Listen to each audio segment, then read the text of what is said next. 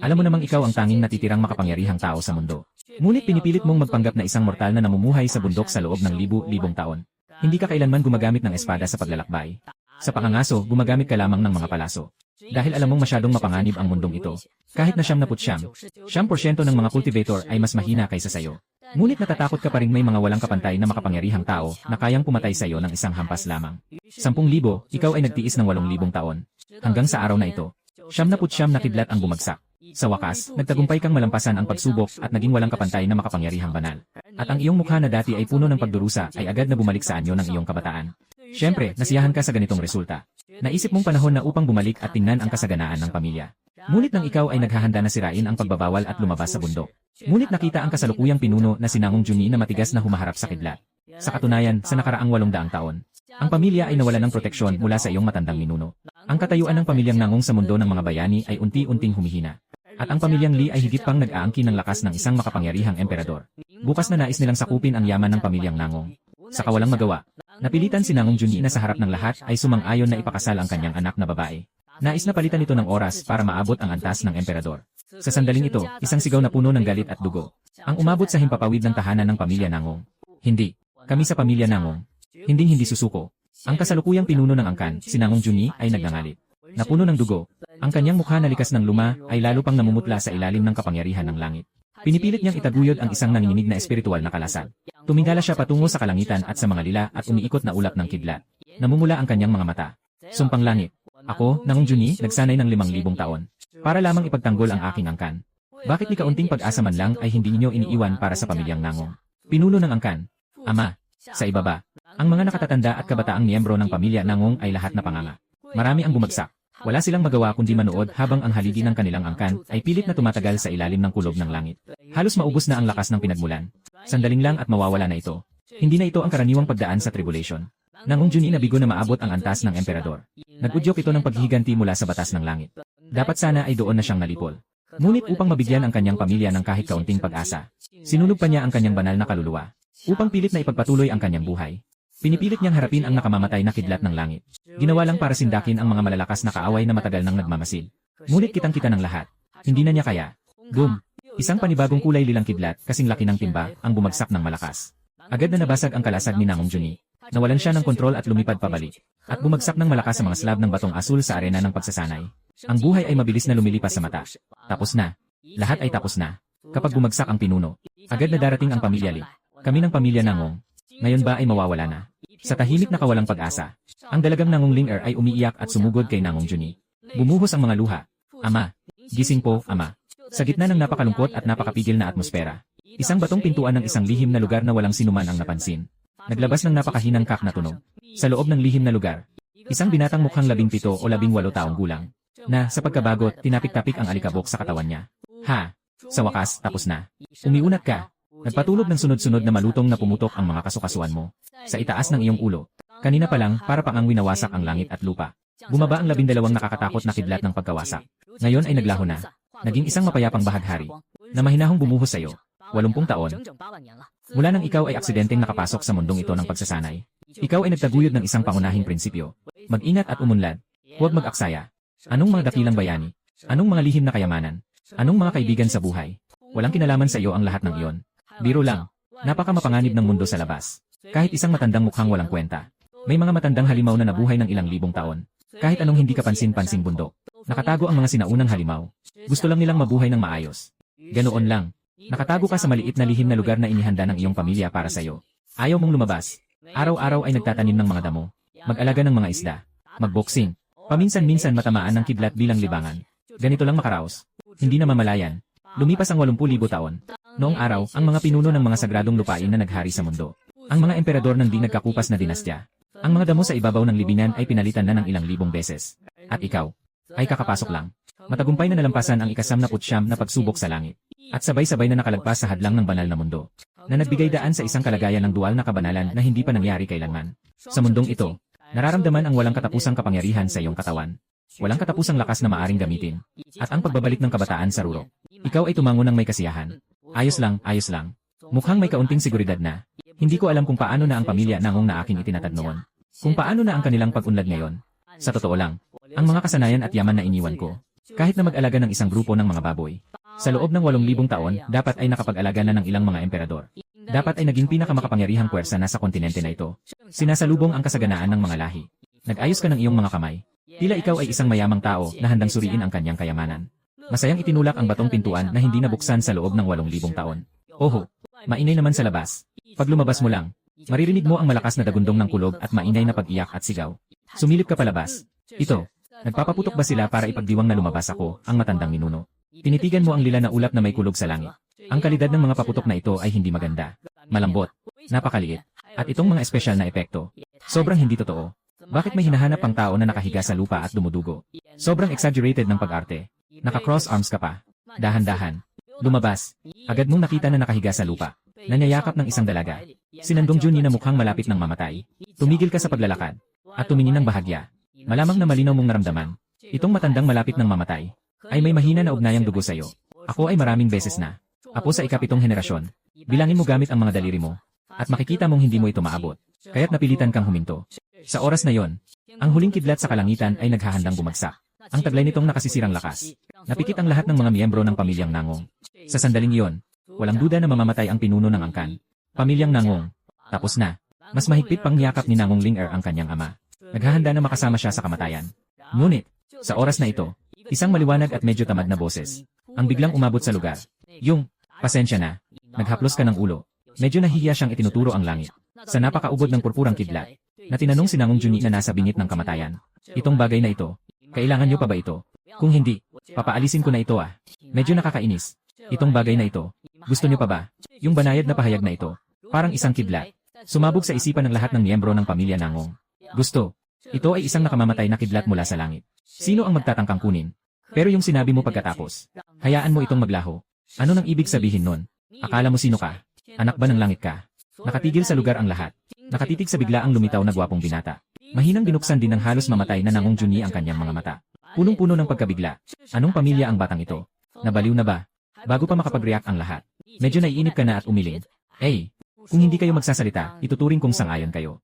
Wala ka na rin ganang tumingin pataas. Simpleng itinuro patungo sa kalangitan. Dahan-dahang kumaway. Parang pinataboy ang isang nakakainis na langaw. Sa susunod na sandali, na nagdulot ng matinding takot sa lahat. Isang nakakatakot na eksena ang naganap na nagpanginig sa mga kaluluwa. Ang ulap na iyon na bumalot sa buong sambahayan ng Nangong ay mga lilang ulap na may kulog na naglalabas ng aura ng pagkawasak, na walang parang hangin. Nakatarget na siksing daw kay Nangong Junyi. Malapit nang bumagsak ang nakamamatay na kidlat. Wala pang kahit anong tunog na lumabas. At bigla na lang siyang nawala ng walang bakas. Langit. Walang ulap sa malayo. Isang napaka-blue na kalangitan. Parang ang kanina'y eksenang tila wakas ng mundo. Ay ilusyon lamang. Tahimik ang buong lugar. Halos maririnig pa ang paglaglag ng karayom. Lahat ng mga anak at mga matatanda ng pamilyang Nangong. Isa-isa, nakabuka ang kanilang mga bibig parang kasya pa ang isang itlog ng pato. Halos tumutulak palabas ang kanilang mga mata sa mga butas ng mata. Blanko ang kanilang mga isip. Ito. Anong klaseng sitwasyon ito? Itaas ang kamay. Ang kalamidad ay mawawala. Anong klaseng biro ito sa mga sinaunang panahon? Kahit na ang mga makapangyarihang nilalang mula sa mga mitolohiya, ay hindi kayang basta-basta burahin ang mga batas ng kalikasan, di ba? Yun. Ahem. Biglang umubo si Nangong Junyi at naglabas ng maraming itim na dugo. Nakarecover siya mula sa pagkabigla. Tumingin siya sa batang nasa harap niya na may mukhang hindi pamilyar. Ngunit nagbigay sa kanya ng kaunting pakiramdam ng pamilyar. Isang malaking alon ang bumuhos sa kanyang isipan. Ngunit wala siyang oras para mag-isip ng mabuti. Ang muling paghina sa buhay ay hindi kasiyahan. Ngunit mas malalim na kawalang pag-asa. Nawala na ang mga pagsubok. Ngunit ang krisis ng pamilya ay nagsisimula pa lamang. Siya ay nahihirapang hawakan ang dulo ng iyong damit. Ginagawa ang lahat. Sumisigaw ng buong lakas. Mabuting bata. Kahit sino ka man. Mabilis, umalis ka. Dalhin si Ling-er. Mabilis, tumakas ka. Mas mabuti pang lumayo ka. Huwag nang bumalik sa pamilya ng Nangong. Ang pamilya ng Nangong. Tapos na. Nahuli ka niya nang hindi mo alam. Tumingin siya nang walang masabi sa masiglang apo. Hindi. Bakit ka sumisigaw ng ganyan? Hindi naman ako bingi. Umuwi ka na. Nagmamadali si Nangong Junyi, namumula ang mga mata. Pamilya Li. Pinipilit nila kaming ibigay ang mahalagang kayamanan ng pamilya, ang Tianhuling. At kailangan din. Napakasalan si Ling-er. Nagsusumikap akong maabot ang emperador. Gusto ko sanang makipagsapalaran. Ngunit sa huli, nabigo pa rin ako. Ito na ang huling takdang panahon na ibinigay nila. Kapag namatay ako, sasalakay na sila anumang sandali. Ikaw ang tanging hiyas ng angkan ng Nangong na hindi natagpuan sa loob ng maraming taon. Hindi ka dapat mamatay dito. Mabilis, umalis ka na. Panatilihin mo ang natitirang dugo ng angkan ng Nangong. Nag-iyak din si Nangong Ling-er at nagmamakaawa. Na, itong taong ito. Kuya, umalis ka na. Huwag mo na kaming intindihin. Bagaman hindi niya alam kung anong pambihirang paraan ginamit ng binata upang paalisin ang mga kidlat sa langit. Ngunit ang pamilyang Li ay isang napakalakas na puwersa na may tunay na emperador na nagbabantay. Lakas ng tao. Paano makikipagsabayan sa ganoong makapangyarihang puwersa? Naintindihan mo na ba? May mga tao palang gustong sirain ang angkan ng Nangong. At agawin ang aking apo. Nakaangat ang iyong kilay. Naisa nang magsalita. Ngunit isang malakas na pagsabog. Ang matibay na pintuan ng tanso ng angkan ng Nangong ay biglang nabasag mula sa labas. At maraming piraso ng tanso ang tumilapon papasok sa loob. Hahaha. Nangong Junyi, dumating na ang oras. Ako mismo ang magdadala sa iyong ginang upang mag-enjoy sa aming Li pamilya. Masyadong mayabang. Hindi mapapantayan. Isang lalaking nasa gitnang gulang na nakasuot ng makulay na balabal, na may dalang higit sa 10 matitibay na gwardiya. Pumasok na may malaking yabang. Hindi niya pinansin ang nakahandusay na matanda at ang mga anak ng mga nagdadalamhati. Diretso siyang tumitig kay Nangong Ling-er na nakatayo sa likod ni Nangong Junyi. Irritiay. Talagang napakaganda. Siguradong magugustuhan ito ng aming Panginoon. Lumutok ang isang lalaking nasa gitnang edad sa kanyang mga labi. Punong-puno ng kalaswaan at kasakiman ang kanyang mga mata. Pagkatapos ay sumulyap siyang may paghamak kay Nangong Junyi na nakahandusay sa lupa, halos mamatay. Sabi niya nang may malamig na pag-uyam. Hindi pa siya patay. Diretsong hinarap ang kidlat ng langit. Tunay ngang isa siyang matandang aso. Sayang. Ang inutil ay inutil pa rin. Bigo sa pag-atake sa emperador. Ngayon, ano na ang pinagkaiba niya sa patay na aso? Li Xuanfeng. Ikaw. Sobra na ang pang-aapi mo. Ang matandang pinuno ng pamilya Nangong ay itinuturo siya. Napanginig ang buong katawan sa galit. Sobra na ang pang-aapi mo. Ang tinawag na sugo ni Li Xuanfeng ay tila nakarinig ng napakalaking biro. Mabilis siyang tumapak. Isang napakalakas na presensya ng kapangyarihan mula sa langit ang sumabog. Yare! Ang matandang ito ay parang tinamaan ng mabigat na martilyo. Agad siyang nagdugo at tumilapon palayo. Hindi na alam ang mangyayari. Isang grupo ng mga lamok na malapit ng mamatay. Kayo ba ay karapat-dapat na makipag-usap sa akin, ang sugo? Si Li Xuanfeng ay puno ng paghamak at kasiyahan. Nandito ako ngayon para pahirapan kayo. Ano ang magagawa ninyo? Unti-unti siyang lumapit kay Nangong Ling-er. Sabay ng isang ngiting nakakatakot. Ginoong Ling-er, kayo ay dapat na sumama sa akin. Hayaan mong putulin ng sugo ang mga kamay at paa ng iyong ama. Bago kita dalhin, huwag kang lumapit. Nangong Ling-er ay natatakot at namumutla. Patuloy na umatras. Lumapit ka. Ayaw na ni Li Xuanfeng na makipag-usap pa. Iniunat ang kanyang malaking kamay. Isang malakas na puwersa ng pagsipsip ang humatak patungo kay Nangong Ling-er. Si Nangong Junyi ay tila nagagalit. Ngunit wala siyang lakas na makagalaw kahit ang isang daliri. Kawalan ng pag-asa. Lubos at ganap na kawalan ng pag-asa. Ngunit, sa sandaling ang kamay ni Li Xuanfeng ay malapit ng humipo kay Nangong Ling-er.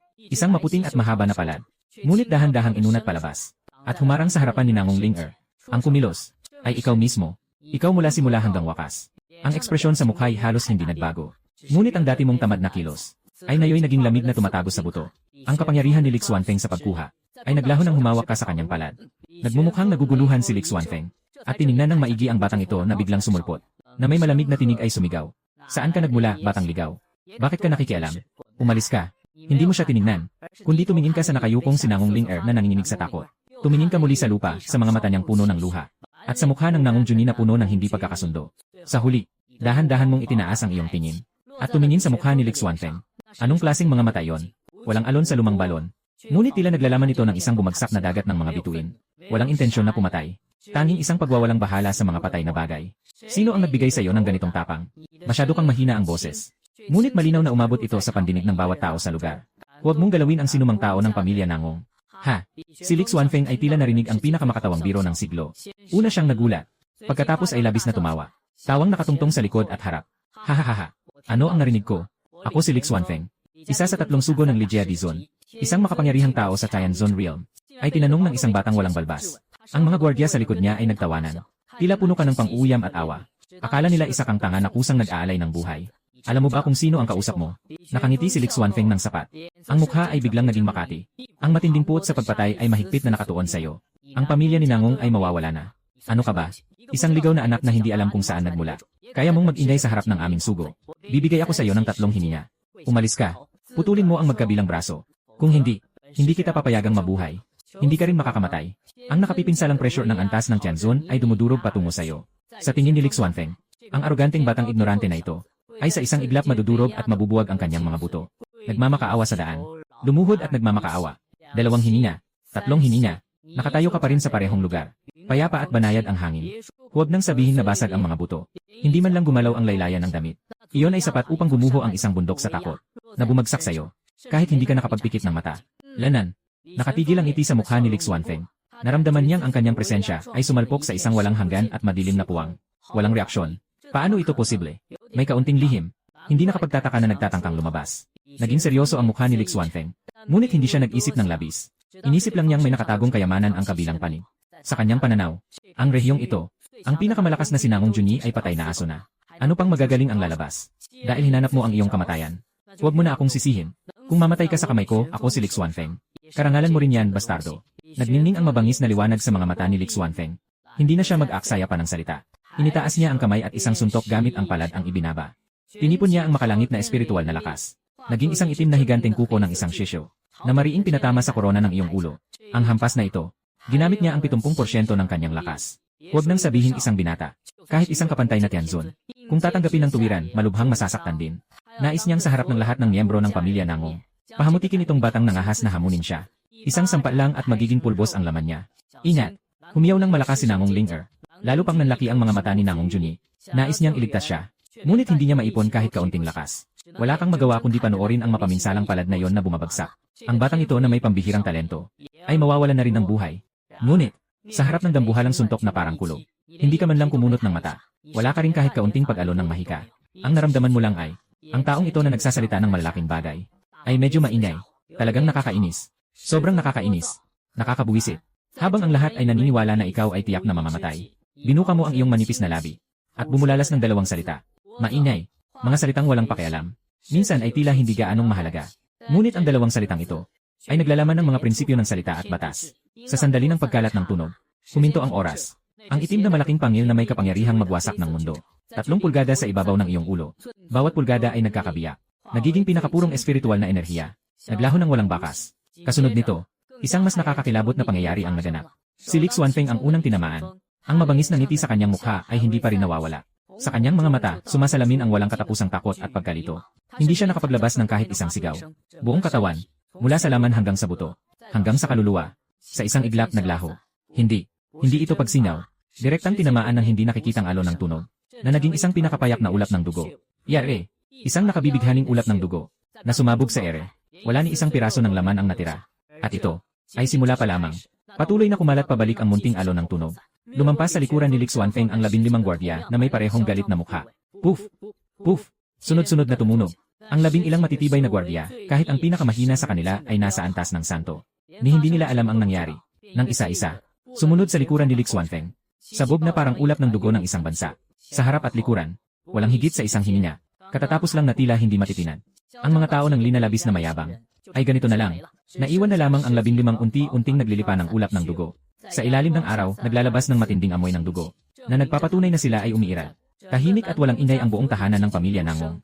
Hangin, huminto, umiiyak, huminto, hininga, lahat ay huminto. Lahat ng mga kabataan at matatanda ng pamilya Nangong ay nakatayo sa kanilang lugar, na may mga ekspresyon ng takot, galit o kawalang pag-asa. Hindi kumikilos. Ang kanilang mga mata ay nakatitig sa mga ulap ng dugo mula sa 15 bansa.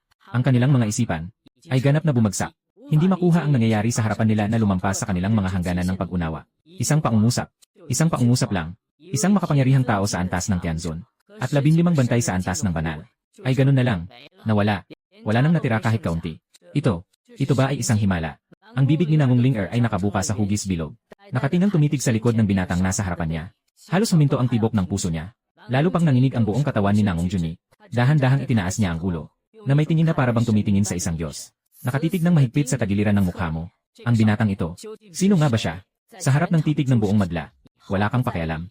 May pagkasuklam kang winalak ang kamay. Pinawi mo ang amoy ng dugo sa harap mo. Pagkatapos ay dahan-dahang bumaling ka. Tumingin sa ganap ng naging bato si Nangong Junyi. May bahagyang ngiti ng kasiyahan sa kanyang mukha. Matagal na tayong hindi nagkita. Kayo mga kabataan, bakit ganito ang kalagayan nyo? Magpakilala ako. Nagtigil ang binata. Ang boses ay malinaw na umabot sa bawat tainga ng pamilyang Nangong. Pamilya ng Nangong. Unang henerasyon ng ulo ng pamilya. Nangong Haoshan. Bilang karagdagan, isang paalala ng pagkakaibigan. Ako, ang aking ninuno, ay hindi pa patay. Pagkatapos ng mga salita, nanginginig ang katawan ni Nangong Junyi. Lubhang nagulat. Ang kanyang katawan na nasa bingit ng kamatayan dahil sa pagkawasak ng kanyang pinagmulan. Sa sandaling ito ay dahil sa labis na pagkasabik at hindi makapaniwala. Nagsimulang umubo ng malubha. Pumalabas ng malalaking pagbulwak ang itim na dugo. Mas mahina ang kanyang hininga kaysa kanina. Halos mamamatay na siya sa mismong lugar. Nangong Linger ay natakot na parang nawala ng ulirat. Sumisigaw. Itay, anong nangyari sa'yo? Nakita mo ang sitwasyon. Nakaungot ang noo. Talagang hindi marunong magpigil sa takot. Lumakad ka papalapit. Umupo. Tumingin sa kalagayan ni Nangong Junyi. Nagmaktol. Nawasak ang pinagmulan. Gustong pumutok ang kaluluwa. Wala nang langis, ubos na ang ilaw. Talagang abala ito. Sabi niya, Sinimulan mong maghanap sa loob ng iyong singsing na imbakan na mukhang payak at walang palamuti. Habang naghahalungkat ka, at sabay bumubulong-bulong ka, nakaimbak na itong siyam ikot na plula ng pagbabalik buhay ng 30,000 taon. Malamang na naubos na lahat ang bisa nito. Hindi pwede. Mukhang malapit na ring maubos ang laman ng bote ng buhay na bukal 7. Itapon 7. Ano ito? Oh, naalala ko na. Noong huli walang sausawan sa inihaw. Isang piraso ng pampalasa na ginawa ko. Bakit isa na lang ang natira? Kinuha mo mula sa singsing ang isang itim na piraso, na kahit may alikabok o parang amag pa sa ibabaw. Inilapit mo ito sa harap ng ilong at naamoy mo.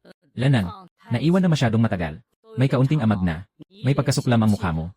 Iniabot mo ang bulok na tableta na may amag. Patungo sa nawalan ng malay na. Sinangong Junyi na natitira na lang ang huling hininga sa tabi ng kanyang bibig. Sige na. Kung basura, basura na lang. Gamitin na lang. Mas mabuti na may kahon kaysa wala. Gamitin na lang. Mas mabuti na may binabasa kaysa wala. Ang salitang ito ay umabot sa mga tao ng pamilya Nangong, na nagdulot sa kanila ng matinding pagkabigla. Anong eliksir yan? Napakaitim. May mga hindi kilalang batik sa ibabaw. Ang pangit ng itsura nito kahit ang manloloko sa kanto, kapag inilabas niya to, siguradong papatayin siya ng mga tao. Ang pinakakakaiba pa nito, Ninuno, inamin niyo mismo na matagal na itong nakatenga. May amag na. Ito ba'y para kainin ng tao? Mukhang gusto nilang mamatay ng mas mabilis ang pinuno. Matanda. Mahal na ninuno. Pinakamatandang nakatatandang elder. Nag-ipon ng tapang sa buong buhay. Nang may panginginig, nagbukas ng bibig. Ang bagay na ito ay maaaring may nakamamatay na lason. Ang pinuno, hindi na niya kayang tiisin ang anumang kaguluhan. Sinangong Linger ay natakot at namutla. Lapit siya upang pigilan. Lolo, pakiusap. Huwag bigyan ng aking ama ng ganito. Ano to, pagligtas ba to? Halata naman papabilis ito ng kamatayan. Anong ingay niyan? Kapag kumunot ang noo mo, tinitigan niya sila ng bahagyang nairita. Ang pil na niluto ko, wala akong kasiguraduhan. Bukod pa rito, ganito na siya. Pwede pa bang lumala? Subukan na lang natin. Pagkatapos niyang sabihin yon, hindi niya binibigyan ng pagkakataon ang sinuman na makaresponde. Pinitik niya ang daliri. Ang pildorang natubuan ng buhok ay naging isang itim na sinag. Tumpak na pumasok sa bibig ni Nangong Junyi na nawalan na ng malay. Dumulas ito sa lalamunan. Tapos na. Lahat ng puso ng pamilya Nangong biglang nahulog sa kailaliman. Nangong Linger ay biglang nabulag. Halos mawalan ng malay. Ang pinuno ng angkan ay kaya pang magtagal. Ngunit ngayon ay pinainom ng hindi kilalang lason. Mukhang malapit na siyang mawala sa mundong ito. Ngunit, sa gitna ng pagdapo ng kawalang pag-asa ng lahat, biglang nagbago ang sitwasyon. Makikita ang kanina ay halos wala ng buhay. Na si Nangong Junyi. Biglang sumiklab ng napakagandang liwanag. Napakalawak at napakalakas. Napakapurong sigla ng buhay. Na nagmumula sa kanyang katawan. Ay bumuo ng isang halatang liwanag na kulay. Na tumataas sa langit.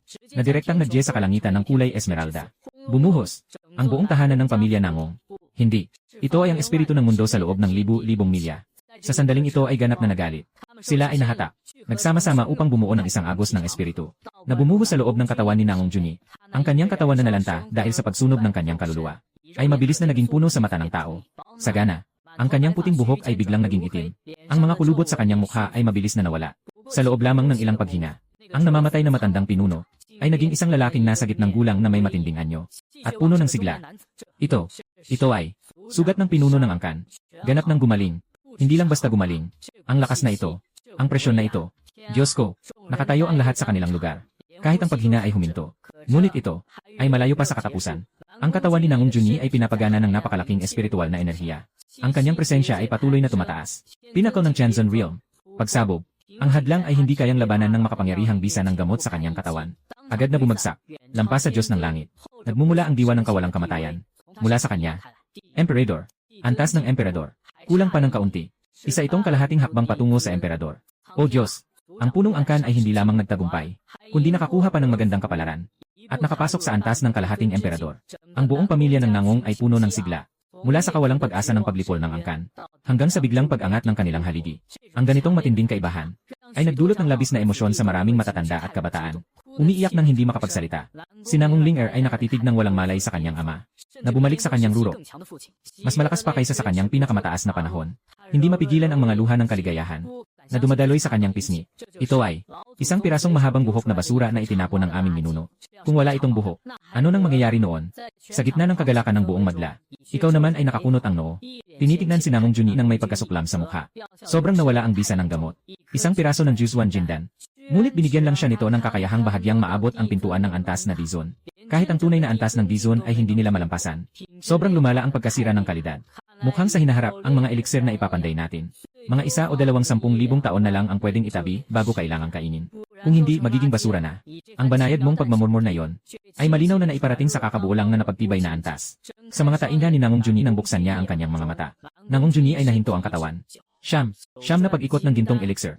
Hindi ba ito umiiral lamang sa mga sinaunang alamat? Sinasabing kayang buhayin ang mga patay. Maging laman ang mga buto. Ang elixir na makakapagpadyos sa sinumang tao na uminom nito. Isang bagay na umiiral lamang sa imahinasyon. Talagang umiiral. At, sa mata ng ating mga ninuno, ang bagay na ito pagkatapos ng 1 o 2,000 taon, ay magiging basura. Ganap na yumanig ang pananaw ni Nangong Juni. Pinakalma niya ang kanyang isip. Inaayos niya ang kanyang balabal. Pagkatapos, bumagsak siya ng may pug na tunog. Nang lubos na magalang, lumuhod siya sa inyong harapan, magkabila ang mga tuhod sa lupa. Ginawa niya ang buong pagyukod na pagpupugay. Ako'y ang hindi karapat-dapat na inapo, Nangong Juni. Nagpupugay. Unang ninuno. Sa buong paglalakbay na ito, lahat ng tao mula sa pamilya Nangong sa likod, maging mga nakatatanda o mga kabataan, lahat sila ay parang nagising mula sa isang panaginip. Sabay-sabay na nahulog sa lupa, na may mga ekspresyon ng pagsamba at takot. Kami ay bumabati sa aming ninuno, na may napakalakas na tinig. Nagmumula sa galak at taos pusong paggalang sa natitirang buhay. Inilagay mo ang kamay mo sa iyong kamay. Nagsenyas ka sa kanila na bumangon. Lahat kayo ay matanda na. Anong klaseng asal ang nakaluhod sa lupa? Nakakross ang mga kamay mo sa likod. Lumakad ka patungo kay Nangong Juni. Sinipa mo ang kanyang paa. Tumayo ka na. Malamig ang sahig. Lolo, itinaas ni Nangong Juni ang kanyang ulo. Bahagyang namumula ang kanyang mga mata. Kulang ako. Nagdala ng kahihiyan sa pamilya. Pagod na ang lolo, natulog ng 8,000 taon, at kailangan pang mag-alala para sa amin na mga hindi mapagkakatiwala ang inapo. Sige na. Huwag na tayong magpaligoy-ligoy pa. Nagmumura ka. Nakatigil siya sa sinasabi niya. Tanungin kita. Yung pamilya Li. Sobrang galing ba? Bakit sila naglakas loob na dumumi sa ibabaw ng pamilya Nangong? Kung hindi ko lulubugin ang buong angkan nila hanggang maging abot-buto, hindi ako matiwasay matulog sa gabi. Habang ang angkan ng Nangong ay nagdiriwang dahil sa pagbabalik ng kanilang ninuno. Mga daang libong li ang layo mula sa pamilya Nangong. Sa loob ng isang dambuhalang lungsod na nakalutang sa ibabaw ng mga ulap. Pamilya Li. Pinagbabawal na dambana ng angkan. Isang matandang ang buhok at balbas ay puti na. Isang matandang lalaki na nakasuot ng gintong kasuotan ay nakapikit na nakaupo sa harap ng mga maayos na nakahanay na ilaw ng kaluluwa. Bigla, snap. Isang sunod-sunod na tunog ang sumira sa katahimikan ng ancestral hall. Nagtataka ang matanda. Nakita niya sa harap ang ilaw ng kaluluwa na kumakatawan kay Lix Wanfeng, sugo ng pamilya Li. At ang mga ilaw ng kaluluwa ng higit sa 10 bantay na kanyang pinangunahan ay sabay-sabay na nagbasag, nawala ang apoy. Walang nakaligtas. Paano mangyayari yon? Biglang tumayo ang matanda. Napuno ng takot sa kanyang mukha. Si Lix Wanfeng ay isang makapangyarihang tao sa antas ng Tianzun. Pupunta sa pamilya ng Nangong. Ito ay para lamang kunin ang isang pamilyang bumagsak na. Paano ito maaaring bumagsak? O kaya't lahat ng mga bantay ay namatay sa isang iglap. Pamilya ng Nangong. Maliban sa nabigong pagsalakay sa emperador, malapit nang bumagsak si Nangong Juni. Sino pa ang may kakayahang gawin ito? May nangyaring masama. Ang sigaw ng matanda ay umabot sa buong lina pamilya. Pagkalipas ng ilang sandali, ilang mga anyo na may kaparehong lakas ay lumitaw sa ancestral hall. Ang pinuno ay ang kasalukuyang ulo ng pamilya Li, Li Tianxiong. Nang makita niya ang mga sirang ilaw ng kaluluwa sa lupa, ang kanyang mukha ay naging maputla. Pamilya Nangong. Ang boses ni Li Tianxiong ay puno ng pinigilang galit. Magandang pamilya Nangong. Talaga namang napakalakas ng loob. Hindi lang naglakas loob na labagin ang kalooban ng pamilya Li, kundi naglakas loob pang pumatay sa sugo ng pamilya Li. Puno, may kakaiba sa pangyayaring ito. Sinabi ng nakatatandang tagapangalaga ng dambana ng may seryosong tinig. Ang lakas ni Lix Wanfeng ay sapat na upang lipulin ang buong pamilya Nangong. Wala silang kakayahang lumaban. Maliban kung may lumitaw na hindi inaasahang pangyayari. Lene, anuman ang mangyari, sino mang magtatangkang labanan ang pamilya Li, isa lang ang kapalaran. Ang galit ni Li Tianxiong ay sumiklab. Nangong Juni, nabigo sa pagsalakay sa emperador. Talagang dapat siyang mamatay. Sila ay naghanap ng kanilang sariling kamatayan. Kinuha niya mula sa kanyang dibdib ang isang pulang jade na mensahe. Walang pag-alinlangan. Diretso niyang piniga ito. Ipasa ang aking utos. Agad na ilunsad ang pako. Hayaan si Nangong Bo na kumilos ayon sa orihinal na plano. Gusto kong mamatay si Nangong Juni. At gusto kong makidnap si Nangong Ling Er papunta sa aking pamilya Li. Sa harap ng lahat ng tao. Upang maging laruan ng aking anak. Gusto kong mawala ang buong pamilya Nangong. Walang matira. Tahanan ng pamilya Nangong. Sa harap ng ninuno, sa gitna ng masayang kapaligiran, ang mukha ng matandang pinuno na si Nangong Bo ay hindi nagpapakita ng kahit anong saya. Sa halip, puno ito ng lungkot at pagkabahala. Katatapos lang, na ang lihim na mensaheng simbolo mula sa pamilya Li ay nasa kanyang mga bisig. Biglang uminit. Simple lang ang mensahe. Pinahina na si Nangong Juni. Agad kumilos. Kontrolin ang pamilya. Ihandog si Nangong Ling Er. Pagkatapos magtagumpay, ikaw na ang bagong pinuno ng pamilyang Nangong. Biglang nag-init ang dibdib ni Nangong Bo. Hinintay niya ang araw na ito. Matagal na siyang naghihintay. Hindi niya napansin na naabot na ni Nangong Juni ang kalahating hakbang ng emperador. At hindi rin niya nakita na pinawi mo ang sakunang mula sa langit sa isang galaw ng kamay. Ang nakakatakot na tagpo ng pagpatay sa Tianzun sa isang kisap mata. Alam niya na dumating na ang kanyang pagkakataon. Pamilya Li, Iyon ay isang nangungunang puwersa na may tunay na emperador na namumuno. Nabigo si Nangong Juni sa kanyang pagsubok. Ang pagkawasak ng angkan ng Nangong ay tiyak na mangyayari. Ngayon, ang pagtayo ko dito ay pagsunod sa kapalaran. Tumahimik kayong lahat. Isang sigaw na puno ng kapangyarihan ng Diyos ang umabot. Ito ay nagputol sa sigaw ng lahat. Nagulat ang lahat at napalingon. At nakita nila ang dakilang matandang pinuno Nangong Bo. Kasama ang ilang dose-dosenang tapat niyang tauhan. Lumapit na may masamang mukha. Tila unti-unting napaliligiran sa gitna sina Nangong Juni at iba pa. Nangong Bo, ano ang ibig mong sabihin? Isang matandang pinuno ang nagkunot noo at mariing nagtanong. Si Nangong Bo ay nakakamay sa likod. May malamig na ngiting tila tiyak sa pagkapanalo sa mukha. Una, sumulyap siya. Kay Nangong Juni na ang paghinga ay tila hindi pa matatag. Puno ng paghamak ang kanyang mga mata. Huling kislap na lang yan. Sinulog ang kanyang espiritu pero nais pa ring mabuhay. Nakakatuwa talaga. Pagkatapos, nakatutok ang kanyang tingin kay Nangong Ling-er. Puno ng kasakiman at init. Anong ibig sabihin? Tumawa si Nangong Bo ng malakas. Umugong ang kanyang tinig sa paligid. Siyempre, ito ay upang ituwid ang mga pagkakamali. Para sa aming Nangong pamilya, maghanap ng bagong daan. Nangong Juni. Itinuturo niya si Nangong Juni. Mukhang mayabang. May mapang itaas na tono. Nabigo kang makamit ang ranggo ng Dizon. Itinuturing ka ng makasalanan ng pamilya Nangong. Ngayon, humahampas na sa aming hangganan ang malaking hukbo ng pamilya Li. Lahat ay dahil sa iyo. Ano pang mukha ang meron ka? Upang umupo sa posisyon ng pinuno ng pamilya na ito. Mula sa araw na ito, ako si Nangong Bo, ay mamamahala sa pamilyang Nangong. At ang pamilya Daihe, ay susumpa ng katapatan sa pamilyang Li. Nangong Juni, pati ang anak mong babae, Nangong Ling-er, ay ang unang tanda ng aking katapatan na iniaalay ko sa pamilyang Li. Pagkasabi ng mga salitang iyon, nagkaguluhan ang buong lugar. Lahat ng mga kamag-anak na tapat kay Nangong Juni, lahat sila ay hindi mapigilang magalit. Nangong Bo, taksil ka. Walang utang na loob. Mabuti naman ang pagtrato ng pamilya sa iyo. Nangahas kang makipagsabuatan sa mga panlabas na kaaway. Si Nangong Juni ay nanginginig sa galit. Medyo hindi pa matatag ang bagong nasungkit niyang antas. Hindi niya inasahan. Nasa pinakamapanganib na sandali ng pamilya, yung biglang lumabas para manaksak. Sino nang mag-akala siya pala ang matandang may mataas na posisyon at kapangyarihan? Sa harap ng pagtuturo ng mga tao, hindi natakot si Nangong Bo. Sa halip, lalong nagmamalaki. Ang marunong sumabay sa takbo ng panahon ay isang tunay na henyo. Kayong mga hangal, sumusunod kay Nangong Juni. Wala nang ibang daan kundi kamatayan. Ako lamang, ang makakapamuno sa pamilyang Nangong para mabuhay. Habang sinasabi niya, paunti-unti siyang lumapit kay Nangong Ling-er.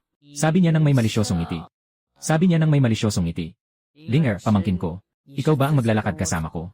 O gusto mong ako mismo ang gumawa? Ngunit, pagkapasok niya ng isang hakbang, naharangan siya ng isang anino. Ikaw ito, mula simula hanggang wakas. Ikaw ay walang ginagawa. Hindi na napigilan at humikab. May isa na namang maingay.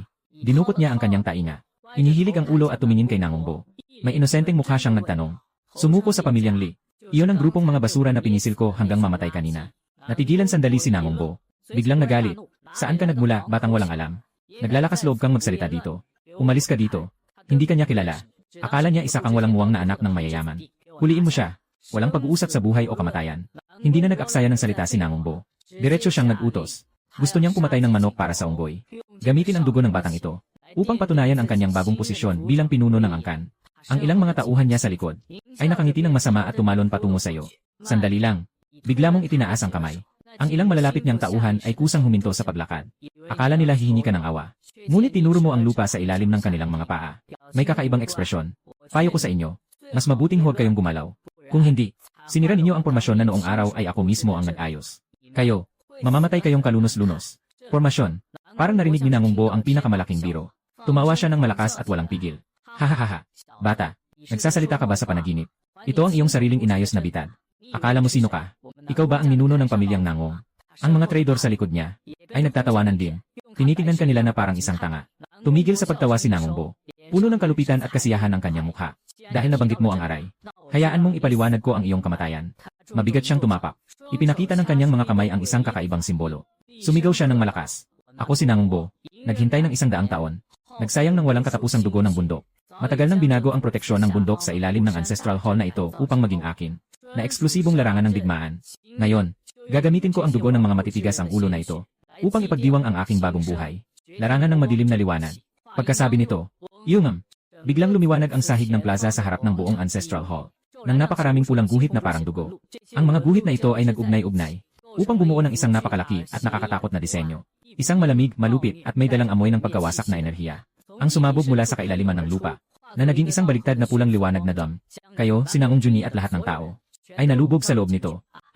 Ilang mga anak ng pamilya Nangong na may mababang kakayahan ay basta na lang tinamaan ng liwanag ng dugo at nagbigay ng isang sigaw ng pagdurusa. Ang kanilang balat ay mabilis na natuyo at nabulok at ang kanilang dugo at enerhiya ay mabilis na naubos. Hindi maganda. Mabilis gamitin ang espiritual na lakas para lumaban. Biglang nagbago ang kulay ng mukha ni Nangong Juni. Agad niyang pinakawalan ang nakakatakot na aura ng kalahating hakbang na Dizon. Nabuo ang isang panangga. Pinrotektahan niya ang mga kasapi ng kanyang angkan sa paligid. Ngunit kahit ganoon, sa patuloy na pagsalakay ng pulang mamatay na hanay, ang kanyang kalasag ay uminit din. Ang liwanag ay kumikislap. Halatang hindi na ito magtatagal. Wala nang silbi. Si Nangong Boli ay nakatayo sa labas ng pormasyon. Ang mukha niya ay baliw. Nangong Juni, ang pormasyon ng pagpatay na ito ay inamyenda ko mula sa sinaunang demonyong sining. Espesyal na pagpipigil. Ang tunay na sining ng pamilya ng Yernie. Mas lalo kang lumaban. Mas mabilis kang mamamatay. Nakita mo ba? Ganito ang kapalaran ng mga sumasalungat sa akin. Hanggang sayo, bata. Lumiko siya patungo sa gitna ng formasyon. Ang batang iyon mula pa sa simula ay nanatiling kalmado. Ngumiti si Shu at nagsabi, ikaw ang magiging unang sakripisyong ipoproseso hanggang maging dugo. Pinagana niya ang formasyon. Hindi mabilang na pulang sinag ang bumalot sa himpapawid at sumirit patungo sa iyo. Ngunit, sa harap ng nakakatakot na pag-ataking ito na kayang durugin ang mga makapangyarihang Tianzon hanggang maging alikabok, hindi ka man gumalaw kahit kaunti. Nakayuko ka lang. Tinitignan mo ang mga pulang simbolo sa ilalim ng iyong mga paa. Nakakunot ang kilay mo. Baozen Chenwu. Talaga namang isang Baozen Chenwu yan. Bumulong ka sa sarili mo. May pagdadalamhati sa boses. Ang siyam na palasyo na anyo para tipunin at palakasin ang espiritu na inilatag ko noon. Hinahatak ang kapangyarihan ng mga bituin mula sa siyam na langit. Pinagsasama ang pinagmumulan ng mga espiritual na ugat ng lupa. Inaalagaan at pinapalakas ang mga kaluluwa ng mga susunod na salinlahi. Patibayin ang ugat at palakasin ang pinagmumulan. Ito ay isang unang klaseng dakilang pormasyon na nagbabantay sa angkan. Paano? Paano nakalipas ang 8,000 taon? At nagawa ng inyong lahi na walang utang na loob, na maging puno ng mga butas. Itinaas mo ang iyong ulo, at tumingin sa labas sa tumatawang Sinangong Bo, na binago ang pangunahing punto ng daloy ng espiritu, upang maging isang madilim na sentro na sumisipsip ng dugo ng mga nilalang, at ang kapangyarihan ng mga bituin na nag-aalaga sa kaluluwa. Naging maruming liwanag ng demonyo na sumisira sa espiritu. Ikaw, anong klaseng butas-butas na ito? Ang bisa ng enerhiya ay hindi umabot sa isang bahagi ng orihinal. Isang basura na hindi makapagpabagsak ng kahit isang banyo. Tinatawag na pambihirang labanan. Sa bawat salitang sinasabi mo, bumababa ang mukha ni Nangong Bo. Nang matapos si Bu magsalita, ang mukha ni Nangong Bo ay namula na parang atay ng baboy. Nabigla at nagalit. Anong kabalbalan ang sinasabi ng batang ito? Paano niya malalaman ang orihinal na estruktura ng aray na ito? Impossible. Sigurado akong nagbabala kayo siya. Nais lang niyang guluhin ang aking isipan. Puro kalokohan ang sinasabi. Mamatay ka na. Si Nangong Bo ay nagalit sa kahihiyan. Ipinuhos ang lahat ng kanyang kapangyarihan sa formula. Sa isang iglap, sumiklab ang liwanag ng dugo. Ang buong kapangyarihan ng pagpatay ay naipagana sa sukdulan. Tila ang nakasisirang liwanag ng dugo ay tuluyan ka ng lulunukin. Ay, sige na. Humihikbi ka. Parang naubos na ang huli mong pasensya. Dati sana ay itinatago ko ito para sa inyo bilang alaala. Ngayon na ganito na ang nangyari. Ang pag-iwan dito ay nakakainis. Mas mabuti pang sirain na lang ito. Nagsalita na. Sa ilalim ng mga nagulat na titig ng lahat, dahan-dahan mong itinaas ang iyong kanang paa. Pagkatapos, dahan-dahan itong ibinaba. Kumakabog. Isang mahinang tunog. Nagbigay ng isang tunog ng ilog. Walang nakabibinging pagsabog. Na may kapangyarihang kayang magwasak ng mundo. Tanging isang malinaw na alon na halos hindi nakikita ng mata. Na nakasentro sa ilalim ng iyong mga paa. Natahimik na kumakalat. Sa daan ng alon, ang mabangis na pulang simbolo ng pagpatay ay nagwawasak. Nawala ng walang bakas. Ang nagwawasak sa lahat na liwanag ng dugo ay biglang naglaho. Ang buong tinatawag na demonyong liwanag ay bumagsak sa ilalim ng isang banayad na hakbang at nagkawatak-watak. Si Nangong Bo na nasa labas ng larangan. Ang kanyang ngiti ng kasiyahan ay huminto. Kasama ang mga traidor sa kanyang likuran. Napako rin doon ang kayabangan at kalupitan sa kanilang mga mukha. Ang kanilang mga utak. Hindi pa nila nagawang iproseso ang tila hindi kapani-paniwalang pangyayaring ito. Ang malinaw na alon ay tahimik nang dumampi sa kanilang mga katawan. Poof! Parang may pagsabog. Walang ulap ng dugo. Si Nangong Bo at lahat ng kanyang mga kasamang tauhan sa banayad na simoy ng hangin. Mula ulo hanggang paa. Nagkawatak-watak. Naging mga bungkos-bungkos ng pinong abo. Kumalat sa hangin. Nawasak ang kanilang katawan at kaluluwa. Naubos ang laman, naiwan ang butot kalansay. Wala man lang iniwang kahit baka sa mundong ito. Sandali lang. Pinagpag mo ang di naman umiiral na alikabok sa iyong pantalon. Walang pakialam. Humarap ka. Tumingin sa nakatulala na si Nangong Juni. Tapos na ang paglilinis sa bahay. Ngayon, sabihin mo sa akin, nasaan ang bahay ng pamilyang Lee? Ang tagal na nating nag-ikot. Nagugutom na kami. Tara, punta tayo sa bahay nila. Kumain muna. Punta tayo sa bahay nila. Kumain muna. Parang magaan lang ang linyang iyon. Nakarating sa pandinig ni Nangong Juni at ng mga matatandang tao. Ngunit nagdulot ito sa kanila ng sabay-sabay na panginig. Ang sinabing pagkain ng ninuno ay tiyak na magpapabagsak sa buong pamilya Lee. Si Nangong Juni ay labis na nasasabik at namumula ang mukha. Nais sanang magsalita upang ipakita ang kanyang determinasyon. Halimbawa, handang humila ng kabayo para sa ninuno at iba pa. Ngunit sa oras na ito, ang langit ay biglang naging madilim. Hindi dahil sa mga ulap na nagtatakip sa araw, kundi dahil sa isang anino na napakalaki at hindi maisip, na mabilis na kumalat mula sa dulo ng abot tanaw. Naganap na nilamon ang sikat ng araw. Isang pakiramdam ng matinding presyon na tila bumaba mula sa kalangitan. Ang buong lungsod ng Nanggong ay nanginginig sa ilalim ng kapangyarihang ito. Rumble. Ang malalakas na tunog ng pag-ugong ay papalapit mula sa malayo. Iyon ay ang tunog ng napakaraming dambuhalang bagay na bumabalot sa dagat ng ulap. Itinaas ni Nangong Juni ang kanyang ulo upang makita ang tanawin sa langit. Ang tiwala na kanina ay tumaas dahil sa tagumpay ay biglang nawala. Nakita niya sa madilim na kalangitan na may mga nakasuspinding maraming itim na malaking sasakyang panghimpapawid. Mataas ang anyo. Bawat bangka ay may ulo. Nainukit ang nakabukas na simbolo ng Li. Sa magkabilang panig ng bangka ay puno ng mga sundalong nakasuot ng itim na armor na may matinding presensya. Ang mga bandila ay sumasaklaw sa kalangitan. Ang liwanag ng armor ay nakakabighani. 10 bangka ang nagkaisa na naglalabas ng matinding kapangyarihan. Ang kapangyarihan ng Tiansu ni Li Xuanfeng ay hindi maihahambing. Mas malakas pa ito ng 10 o 100 beses. Ito ang itim na ulap ng Li Clan. Isang nakatatandang elder ang napasigaw. May takot sa kanyang tinig. Bawat barko ng digmaan ay kasing lakas ng buong puwersa ng isang Tiansun na mandirigma. Sila, talagang inilabas ang buong pangkat ng mga pioneer na barko. Ngayon, tapos na talaga. Kakagaling lang ng mga tao ng pamilya Nangong sa panganib. Muli silang nahulog sa kawalang pag-asa. Ang kalahating hakbang na emperador ay napakalakas. Ngunit sa harap ng ganitong mga armas na nilikha para sa labanan, mas mabuti pa ang mga ito. Siyempre, may mga dekada ng mga barko. Wala kaming magagawa kundi mauubos hanggang mamatay. Maputla si Nangong Linger. Mahigpit niyang hinawakan ang manggas ni Nangong Juni. Hindi mapigilan, nanginginig ang kanyang katawan. Ama, huwag kang matakot. Pinilit ni Nangong Juni na maging kalmado. Pinrotektahan niya ang kanyang anak na babae sa kanyang likuran. Ngunit ang kanyang nanginginig na kamay ay nagbigay diin sa kanyang loob na hindi mapakali. Tumingala siya sa madilim na bangka ng digmaan at nag-alab ang kanyang mata ng determinasyon. Kahit na mamatay siya sa laban ngayon, gagawin niya ang lahat para sa kanyang ninuno at anak na babae upang makahanap ng pagkakataon na makatakas. Sa gitna ng tensyon, na umabot sa sukdulan, isang hindi tamang oras na hikbi ang umabot ng tamad. Ay, talaga, tama nga, nagpahid ka ng mata. Hindi ka masaya sa mukha. Hindi ba pwede tayong kumain ng maayos? Tumingala ka at tumingin sa makapangyarihang armada sa langit. Nagmumura habang nakakunot ang noo. Ang laki ng eksena. Mabagal pa lumipad. Napakalakas ng ingay. Sana diretsyo na akong pumunta sa kanilang pugad. Masyadong matao ang mag-sword flight. Hindi akma sa aking tahimik na estilo. Habang ikaw ay nagmumurmur, siya ay nagsimula ng maghanap sa kanyang tila ordinaryong singsing na imbakan. Si Nangong Juni at si Nangong Linger ay nagulat. Nakatatanda. Anong oras na ito? Nasa ilalim ng atake ang kaaway. Bakit patuloy ka pa rin nag-aalala tungkol sa pagiging mataas o hindi? Sa ilalim ng mga naguguluhang tingin ng lahat. Sa wakas ay nakakuha ka ng isang bagay mula sa singsing. Mukhang ito ay isang napakamurang kahoy na busog. Ang katawan nito ay gawa sa isang di kilalang tuyong dilaw na kahoy. Mayroon pa nga ilang maliliit na butas na gawa ng mga insekto. Hindi rin ang kwerdas nito ay mga mamahaling bagay tulad ng sutla ng silkworm o litid ng dragon. Isa lang itong mukhang karaniwang lubid na abaka. Ang buong busog ay nagpapalabas ng napakamurang dating. Ang aking marupok na hininga. Nahanap ang pito. Tumango ka ng kontento. Sinukat ang bigat ng kahoy na pana sa kamay. Ayos lang.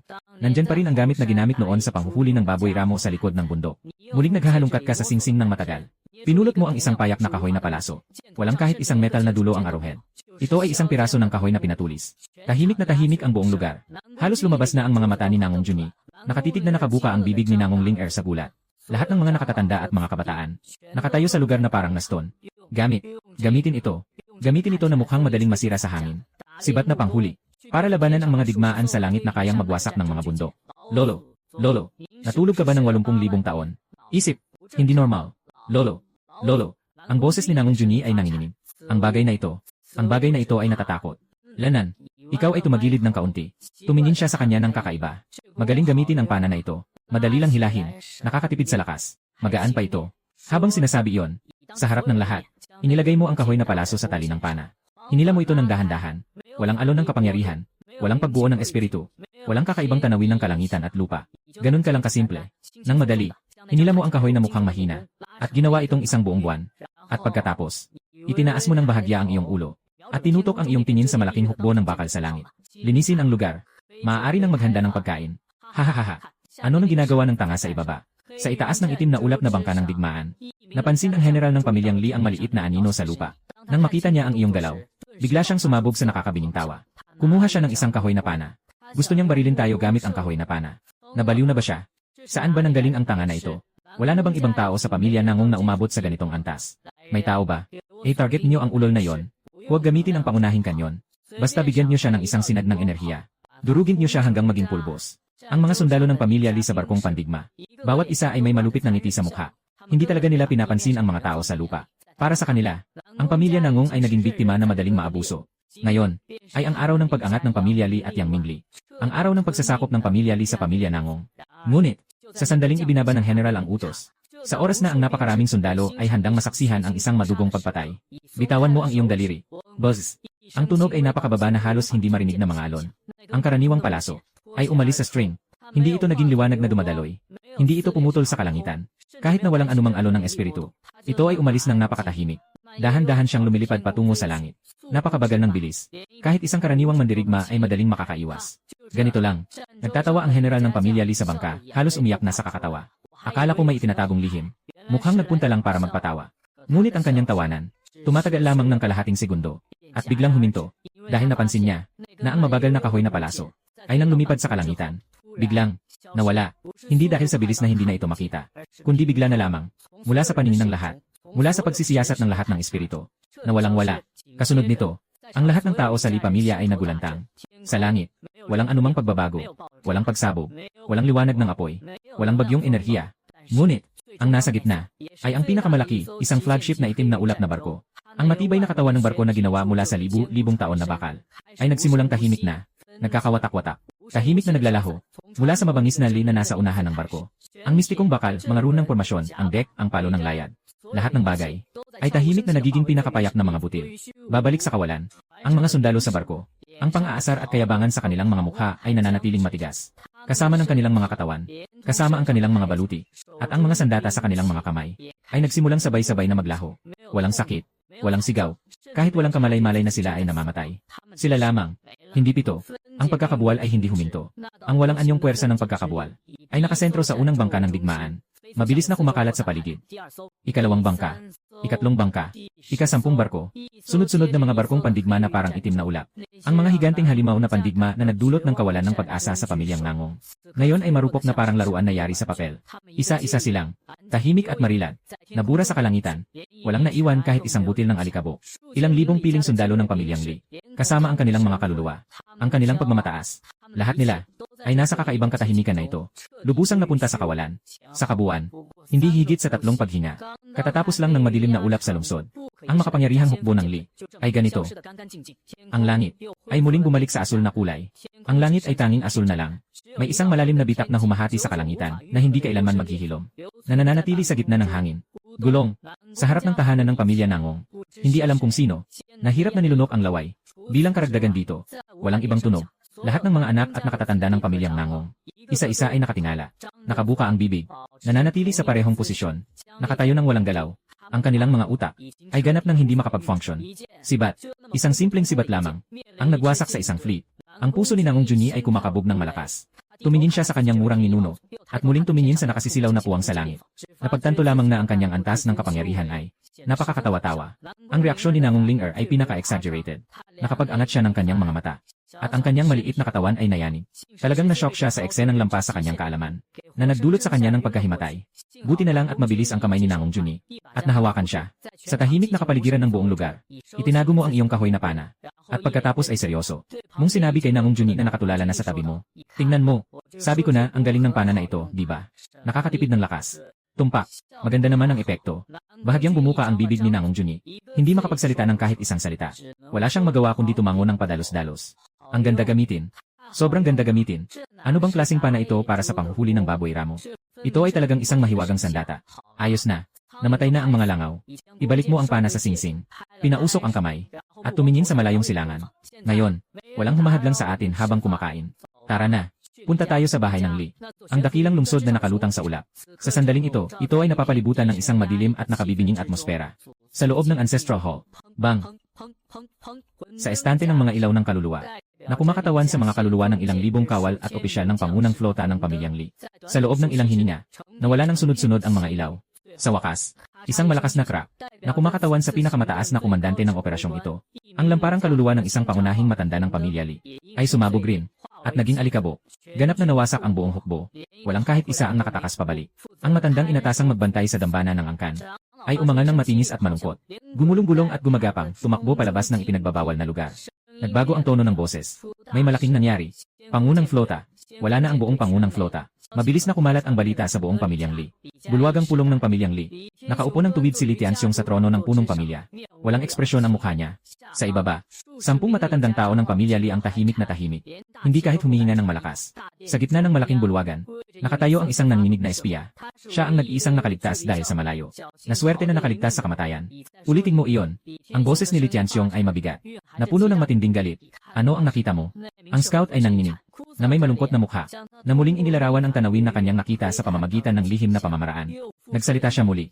Ako, maliit lang ang nakikita sa bahagi ng pamilya Nangong, na may isang tao, na humihila ng isang kahoy na busog, at pagkatapos, nawala na ang armada. Pumutok ang langit, kahoy na pang-akit. Isang matanda ang hindi nakapagpigil at napatawa. Kakatawa. Anong klaseng pana ang kayang magwasak sa isang buong armada ng pamilya Li sa isang saglit? Nabaliw ka na ba sa takot? Mali ang nakita mo. Tama na. Isang hampas ni Li Tianxiong sa sandalan. Ang nakakatakot na presensya ng half-step emperor ay biglang sumabog. Ang buong bulwagan ay umuugong. Ang kanyang mga mata ay pula, na parang nababaliw. Siyempre, hindi siya naniniwala sa anumang kahoy. Para sa kanya, mayroon lamang isang paliwanag. Sinaunang ipinagbabawal na bagay. Binigkas ni Li Tianxiong ang mga salitang ito, na puno ng kasakiman at karahasan. Yung mga inutil ng pamilya Nangong na halos patay na. Tiyak ginamit nila ang isang lumang bagay na hindi ko alam kung saang sulok ng kanilang angkan. Tinukot. Isang sinaunang ipinagbabawal na kasangkapan na isang beses lang magagamit. Akala nila na sa ganitong paraan, matatakot ang pamilyang Li namin. Napaka-inosente. Tanga. Sila ay naglalakad patungo sa kanilang sariling kapahamakan. Isang bagay na kayang magdulot ng pagkawasak. Isang ipinagbabawal na kagamitan ng isang armada. Hindi lamang ito nagpalambot kay Li Tianxiong. Sa halip, lalo pa itong nagpasidhi ng kanyang pagnanasa. Kapag nakuha niya ang bagay na ito, si Li Jia, maging may pag-asa silang talunin ang mga tunay na di mamatay na banal na lugar. Ipahayag ang aking utos. Biglang tumayo si Li Tianxiong. Umakalat ang kanyang tinig sa buong dambuhalang lungsod. Buksan ang lahat ng reserbang pangdigma. Ipatawag ang lahat ng matatanda ng Xiangwan. Ipadala ang lahat ng puwersa ng aking pamilya na Li. 100,000 sundalong tiyan lang. Magtipon ka agad. Gusto kong makilahok ng personal. Gusto kong ipakita sa angkan ng Nangong na sila'y dapat mawala. Mula sa lupain na ito, bawat damo at puno, bawat ladrilyo at bubong, ay hindi dapat manatili. Gusto kong makita ng lahat ng tao sa mundo ang magiging kapalaran ng sinumang tututol sa pamilya Li. Bumubulusok. Sa kanyang utos, ang buong lumulutang na higanting lungsod ay gumalaw. Saan mang dako, napakaraming makapangyarihang presensya ang sumabog pataas. Sa ilalim ng lungsod, ang mga pintuan ng mga nakasarang kampo ay biglang bumukas. Naka-armor ng mabigat. 10,000 hukbo na walang takot. Puno ng galit at pumatay. Sa pagkakataong ito, hindi na ito isang pagsubok. Ito ay ang pamilya Li. Isang napakalaking puwersa na nangingibabaw. Isang buong pusong atake na nakasalalay ang lahat. Tahanan ng pamilya Nangong. Likuran. Sizzle. Isang bagong nalinis na Sentire na halimaw, ang Red Flame Porcupine. Nakaihaw sa apoy. Na kumikislap sa mantika. Ang nakakaakit na amoy ay kumakalat sa buong bakuran. Hawak mo ang isang maliit na brush. Natahimik na pinapahiran ang karne ng iyong sariling espesyal na sarsa. May inaawit na hindi kilalang melodya sa kanyang bibig. Sa iyong tabi, si Nangong Junyi ay nababahala at pawis na pawis. O, ninuno, bakit mayroon ka pang oras na mag-ihaw dito? Nadama na niya sa pamamagitan ng babala ng pamilya ang pagdating ng mga tao mula sa silangan. Isang hindi itinatagong nakakatakot na presensya. Pamilyang Li, lumabas ng buong puwersa. Ang presensyang iyon, napakatindi. Kumpara sa naunang pangunang flotilya, mas nakakatakot ng 100 beses. Sobrang bigat ng presensya. Hindi ka man lang tumingin. Baliktarin mo ang inihaw na baboy. Tanong niya, anong nangyari? Nasa bingit na ng panganib. Hindi lang basta panganib. Parang bumagsak na ang langit. Halos umiyak na si Nangong Junyi. Puno ng pamilya Li Tianxiong. Nangunguna siya sa 10,000 sundalo na papunta rito. Tingnan mo ang sitwasyon. Mukhang nais nilang durugin tayo sa alikabok. 10,000. Tumango ka lang. At kumuha ng kaunting kumin mula sa singsing. At pantay-pantay na ikinakalat ito sa inihaw na baboy. Marami na ang tao. Medyo masikip. Tumingin si Nangong Junyi sa kanyang lolo na tila walang pakialam. Bumuka siya ng bibig. Ngunit hindi nakapagsalita. Mayroon tayong 100,000 sundalo. At isang kalahating hakbang na emperador na personal na namumuno. Natapos mo na bang ilagay ang lahat ng pampalasa? Pinalakpakan mo. Inangat mo ang ulo at sumulyap sa silangan. Ang bahagyang nakikitang itim na guhit. Pagkatapos ay binaliktad mo ang ulo at mumiti ka kay Nangong Junyi, ipinapakita ang ngipin. Huwag kang magmadali. Hayaan mo silang lumipad pa ng sandali. Itong karne ko, malapit ng maluto, sa itaas ng langit. Ang mga itim na bangka ng digmaan ng Xingqiao ay bumubuo ng itim na linya na sabay-sabay na umaatake, na mabilis na lumalaki sa paningin ng pamilya Nangong. Isang nakakatakot na hangin ng pagpatay, mula sa daan-daang milya ang layo, na sumasalakay na parang bagyong hangin, na nagpapalipad sa mga bandila sa harap ng tahanan ng pamilya Nangong. Nagpadala ng kilabot sa lahat. Talagang dumating sila. Nanginginig ang labi ng isang nakatatanda. Mukha'y maputla na parang abo. Ang bagong sumibol na pag-asa. Muli itong winasak ng walang awang realidad. Hindi mapigilan na tumibok ang puso ni Nangong Junyi. Tinitignan niya sa silangan ang hukbo ng mga bangkang digma na tila sumasaklaw sa buong langit at lupa. Napakahirap na huminga. Hindi iyon isang pangkat ng mga nangunguna. Iyan ang buong lakas ng pamilya Li na lumabas. Sa malaking barko sa unahan, nasa malalim na aura, kasama ang isang figura na kasing lakas niya. Siya ang pinuno ng pamilya Li, Li Tianxiong. At sa likod ni Li Tianxiong, may mga presensya na hindi hihigit sa karaniwang Tianzun. Hindi na banggitin ang napakaraming. Nag-aanyong hukbo ng 100,000 na tianlang. Ang ganitong lakas ay sapat upang tuluyang burahin ang 10 pamilya ng Nangong mula sa lupa. Nakatatanda. Kayo, si Nangong Junyi ay nag-aalala na lumingon sa iyo. Nagsimula na siyang magsalita. Ngunit naipit ito sa kanyang lalamunan. Hawak mo ang isang makinang na maliit na kutsilyo, na dahan-dahang nag-aalis ng laman. Mula sa ginawang ginintuang. Malutong na baboy ramo. Inilapit mo ang hiwa ng karne sa iyong ilong at naamoy ito. Nagmumukhang nasisiyahan ang kanyang mukha. Puno ng aroma. Tama ang luto. Ang ganitong anyo ng kasiyahan ay isang napaka-absurd na kaibahan. Sa malalayong tunog ng pagkawasak, si Nangong Junyi ay halos bumagsak. Isang malakas na tunog ang narinig. Sa oras na ito, ang malaking hukbo ng pamilya Li ay nasa pintuan na ng lungsod. Ang armada ng bida ay nagtakip sa buong kalangitan. Ang anino nito ay ganap na bumalot sa lungsod ng Nangong. Ang araw ay biglang naging gabi. Si Li Tianxiong ay nakatayo sa unahan ng flagship. Ang kanyang tingin ay humaplos sa maliit na tahanan ng pamilya Nangong sa ibaba. Sa huli, ito ay tumigil sa isang linya na bumabaybay sa kalangitan. Sa bitak ng espasyo na hindi pa ganap na naghihilom. Biglang sumakit ang dibdib niya. Ito ay isang masakit na pagkawala para sa flota. At isa ring hindi mapigilang fanatismo at kasakiman. Sinaunang ipinagbabawal na kasangkapan. Tiyak na ginamit ng pamilyang Nangong ang isang uri ng pang-isang gamit na sinaunang ipinagbabawal na kasangkapan. Nangong Junyi. Ang boses ni Li Tianxiong ay naglalaman ng walang kapantay na puwersa ng halos isang emperador. Nagiging umuugong na alon ng tunog, na umaalinggaw sa ibabaw ng lungsod ng Nangong. Kayo, ang angkan Nangong, ay matigas na lumalaban. Karapat dapat kayong mamatay. Bibigyan ko kayo ng huling pagkakataon. Ibigay ninyo ang sinaunang ipinagbabawal na artifact. At kapag buong angkan ay sumuko, maaari ko kayong patawarin. Nag-iwan ako sa inyo ng isang dugo. Ang kanyang boses ay mayabang. Puno ng awa at pagkahabag. Ang kapalaran ng pamilya Nangong ay nasa kanyang mga kamay na. Si Nangong Junyi ay nanginginig sa galit. Naisa ng magalit at magbanta.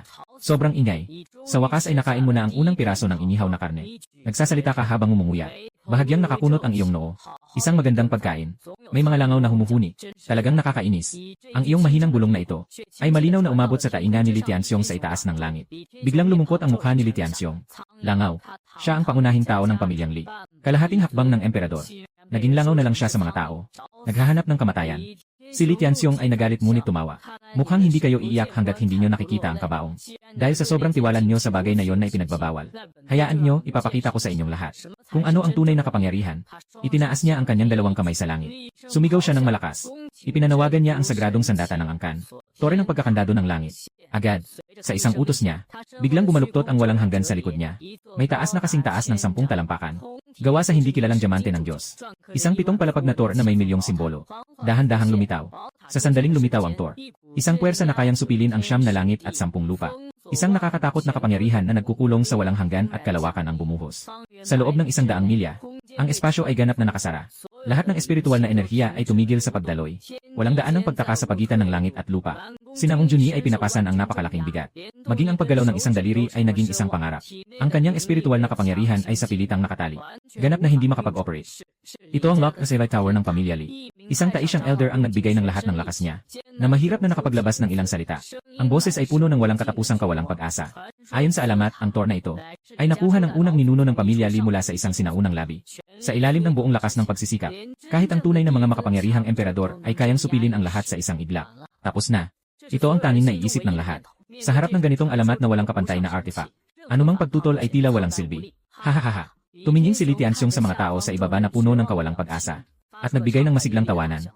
Ngayon, sino pa ang nangangahas magsabi na ako ay isang langaw? Isang paggalaw lang ng kanyang malaking kamay. Ang toring sutian ay may dalang puwersang dudurog sa lahat. Patungo sa mansyon ng pamilya Nangong. Dahan-dahang bumababa upang supilin. Bago pa makarating ang katawan ng tor. Ang nakakatakot na presyon ay nagdulot ng mga bitak-bitak sa lupa. Walang katapusang pagbagsak ng mga gusali. Nakatitig ang pamilya Nangong sa paligid. Naghihintay sa pagdating ng kamatayan. Ngunit sa gitna ng ganitong tanawin ng katapusan, ikaw ay hindi makapaghintay at tumayo. Walang katapusan, di ba? Ang alikabok na itinaas ng pressure na ito ay nagdulot sa iyo ng kaunting inis. Pasensya na sa pagkaabala sa iyong pagdapo sa masasarap na pagkain. Nakatutok ang iyong tingin sa nakabibighaning tore ng mga lock. Nagmumura ka. Ginto sa labas. Pero basura sa loob. Ang ganda-ganda pero walang silbi. Puro palamuti lang. Nagsasalita ka ng mag-isa. Pagkatapos ay yumuko. At kumuha ng isang panggatong mula sa apoy. Napatuloy na nag-apoy. Na may kabilang dulo na puno ng mantika mula sa inihaw na karne. Sa ilalim ng mga nakatulalang tingin ng mga tao. At sa mga gulat na ekspresyon ng 10,000 sundalo ni Li Tianxiong. Kumuha ka ng mamantika na panggatong. At tumingin sa langit sa makapangyarihang artifact na yon. Inihagis ng basta-basta. Lupad. Ang patpat ng panggatong ay gumuhit ng isang baluktot na landas. Walang anumang nakakatakot na dating. Dahan-dahang lumipad papunta sa kalangitan. Handa ng pagtawanan ni Li Tianxiong ang kilos na yon na labis ang sarili. Sa susunod na sandali, pats, isang mahinang tunog, dulo ng panggatong, dahan-dahang tumama sa katawan ng Locking Lailai Tower. Pagkatapos, crack! Ang Tor na sinasabing kayang supilin ang Emperor, na ginawa mula sa Immortal Divine Gold, isang pambansang artepakto. Locking Lailai Tower. Sa itaas ng Tor, biglang lumitaw ang isang pinong bitak. Agad na, ang bitak ay mabilis na kumalat sa paligid. Sa wakas, sa gitna ng katahimikan, ito ay sumabog ng malakas. Bilyon-bilyong simbolo ang naglaho. Saan mang dako, ang mga piraso ng diamante ay nagkalat at lumipad. Ang pambansang artifact na ipinagmamalaki ng pamilya Xing at Li ay ganito na lamang. Nawasak ng isang panggatong na nabangga. Ang Locking Lailai Tower ay nabasag at nagbigay ng mga liwanag na kumikislap sa kalangitan. Pagkatapos naglaho ng tahimik. Walang ingay sa buong palapag. Sa ibabaw ng flagship, nawala ang galit at pagmamalaki sa mukha ni Li Tianxiong. Punong-puno ng takot at hindi makapaniwala. Sa likod niya, ang 100,000 na tropa ng Tianlang. Hindi man lang napansin na nahulog ang mga armas sa lupa. Tanging nakatitig lang sa langit ng walang imik. Iyan ang Locking Heaven Tower. Ito ay minana ng pamilya Li sa loob ng libu-libong taon. Itinuturing na pinakamalakas na baraha at pambansang artepakto. At ganito, nabasag lang ito ng isang panggatong na hinugot mula sa apoy. Sobrang baliw ng mundong ito. Hindi possible. Hindi talaga ito posible. Si Li Tianxiong ang unang nakabawi mula sa pagkakatigang iyon. Sumigaw siya ng hysterikal. Pulang-pula ang kanyang mga mata. Mahigpit niyang tinutukan ang nasa ibaba, ang binatang. Mahinahong pinapahid ang mga mansa ng langis sa kanyang mga kamay. Ilusyon. Lahat ng ito ay tiyak na isang ilusyon. Ngunit, ang pagsabog ng artifact na nagdulot ng backlash ay nagpalabas sa kanya ng isang bibig ng dugo. Sumasakit ang kanyang dibdib. Pinaalalahanan siya na ang lahat ng nangyari kanina ay totoo. Takot. Isang takot na hindi pa nararanasan kailanman. Parang malamig na alon. Sa isang iglap, nalunod ang kanyang pag-isip. Sa wakas na unawaan niya. Anong klaseng nilalang ang kanyang napagalitan? Hindi siya talaga supling ng pamilya Nangong. Isa siyang sinaunang Diyos demonyo na nag-aanyong kabataang lalaki. Takbo. Kailangang tumakas. Nang umusbong ang kaisipang ito, agad itong pinatay ng kanyang sarili. Ang walang anyong puwersa ay nakatali na sa kanya. Sa harap ng ganitong pag-iral, wala siyang karapatang tumakas. Dahil hindi siya makakatakas. Kailangan na lamang na makipaglaban hanggang sa kamatayan. Ang mukha ni Li Tianxiong ay nabaluktot dahil sa pagkabaliw. May dumaan na matinding determinasyon at kalupitan sa kanyang mga mata. Kahit anong halimaw ka man. Kung gusto mong patayin ako, si Li Tianxiong, kakailanganin mong magbayad ng kapalit. Sindihin ang aking kaluluwa. Painitin ang aking dugo. Pagkakawatak-watak ng demonyong langit. Umiungol siya ng may magaspang na tinig. Biglang lumobo ang kanyang katawan. Sa ilalim ng kanyang balat, maraming pulang guhit ang kumislap. Isang napakawasak na aura na lagpas pa sa kay isang kalahating hakbang na emperador. Mula sa kanyang katawan ay biglang sumabog. Hindi siya nag-atubiling piliin na sunugin ang lahat ng taglay niya. Ipinakita ang ipinagbabawal na lihim na pamamaraan ng sama-samang pagkawasak. Sa isang iglap, ang kanyang buong katawan ay nagliyab ng dugo. Isang nakakatakot na bagyong enerhiya ang humampas sa paligid. Kahit ang espasyo sa paligid ay nagsimulang mag-ugong at magbasag. Mamatay. Mamatay ka sa akin. Si Li Tianxiong ay may dalang sapat na puwersa upang ang kapangyarihan na nagpatag sa malaking lungsod. Naging isang dugo ang bahaghari na punit-punit ang kalangitan. Patungo sa iyo sa ibaba. Na nagmamadali. Ito ang kanyang huling pagsubok na itinaya ang kanyang buhay at dangal. Sa harap ng salot na ito na kayang magwasak ng mundo. Ang mga tao ng angkan ng Nangong ay natakot na parang nawalan ng kaluluwa. Napatuloy na umatras. Kahit si Nangong Junyi ay nakaramdam ng nakamamatay na banta. Automatikong naisin niyang paandarin ang buong lakas ng katawan para magtanggol. Ngunit, ikaw na nasa mismong gitna ng atake, ni hindi mo man lang inangat ang mga pilik mata. Kakatapos mo lang umupo sa tabi ng apoy ng kampo, at nagsisimula ka ng kainin ang ikalawang piraso ng inihaw na karne. Ngunit muli kang naabala at naputol dahil sa nakagigimbal na puwersang iyon. Nagmumukha kang naguguluhan. Hindi ka ba kumain? Bakit ang lakas ng sigaw mo? May sinabi kang may pagdududa. Tapos para bang pinapalayas mo ang isang nakakainis na lamok. Itinaas mo ang kanang kamay. Walang paghahanda. Walang pag-igting. Ganoon lang ng basta. Hinampas papasulong sa ere. Nagpakawala ng isang sampal. Pak! Malinaw at matinis ang tunog. Tunog na hindi masyadong malakas o mahina. Sa itaas ng langit, biglang huminto ang pulang liwanag na kayang wasakin ang langit at lupa. Kasunod nito, sa ilalim ng mga nagulat na tingin ng lahat, isang kalahating transparent na palad. Ang lumitaw na sumasaklaw sa kalahating kalangitan. Nakaimprenta sa dugo ng bansa. Walang nakabibinging pagsabog. Walang alon ng enerhiya na nagbanggaan. Ang liwanag ng dugo na naglalaman ng lahat ng buhay at lakas ni Li Tianxiong. Tahimik na napalong na may tunog na puff. Ang sukdulang kapangyarihan na nakuha ni Li Tianxiong sa pagsunog ng kanyang espiritu. Sa harap ng palad na yon, napakahina nakakatawa. Ang kanyang katawan, kasama ang kanyang espiritu, lahat ng kanyang kalooban, ay mabilis at tuluyang nawasak sa ilalim ng hampas ng palad na yon. Durugin, maging wala, at ang tatak ng kamay na yon. Matapos burahin si Li Tianxiong, hindi humina ang kapangyarihan. Patuloy na bumaba. Bumuhos. Ang lupa ay biglang yumani. Lahat ay tumingin pababa. Nakita nila sa kapatagan, mga 100 li mula sa harapan ng mansyon ng pamilya Nangong. May lumitaw na napakalalim na hukay na hindi makita ang kailaliman. Ang hugis ng hukay na yon ay napakalinaw na marka ng palad na may 5 daliri. Umaabot ng 8,000 zang ang lalim. Ang paligid nito ay patag at pantay. Si Li Tianxiong, ang pinuno ng pamilya Li. Kalahating hakbang na emperador. Walang kahit isang butil ng alikabok na naiwan. Sa isang sapantaha, direktang itinulak sa kailaliman ng lupa. Sa kalangitan, ang hukbong tiyan lang ni Xing Shiwang ay sabay-sabay na nanahimik. Tahimik, ang bumalot sa buong kalawakan. Ihinto mo ang kamay mo. Mukhang normal. Hinipan mo ang di nakikitang alikabok sa palad mo. Sa wakas, makakaupo ka ng maayos. Kinuha mo muli ang unang bahagi. Tumingin sa masarap na inihaw na baboy. Seryoso, malapit nang lumamig ang karne.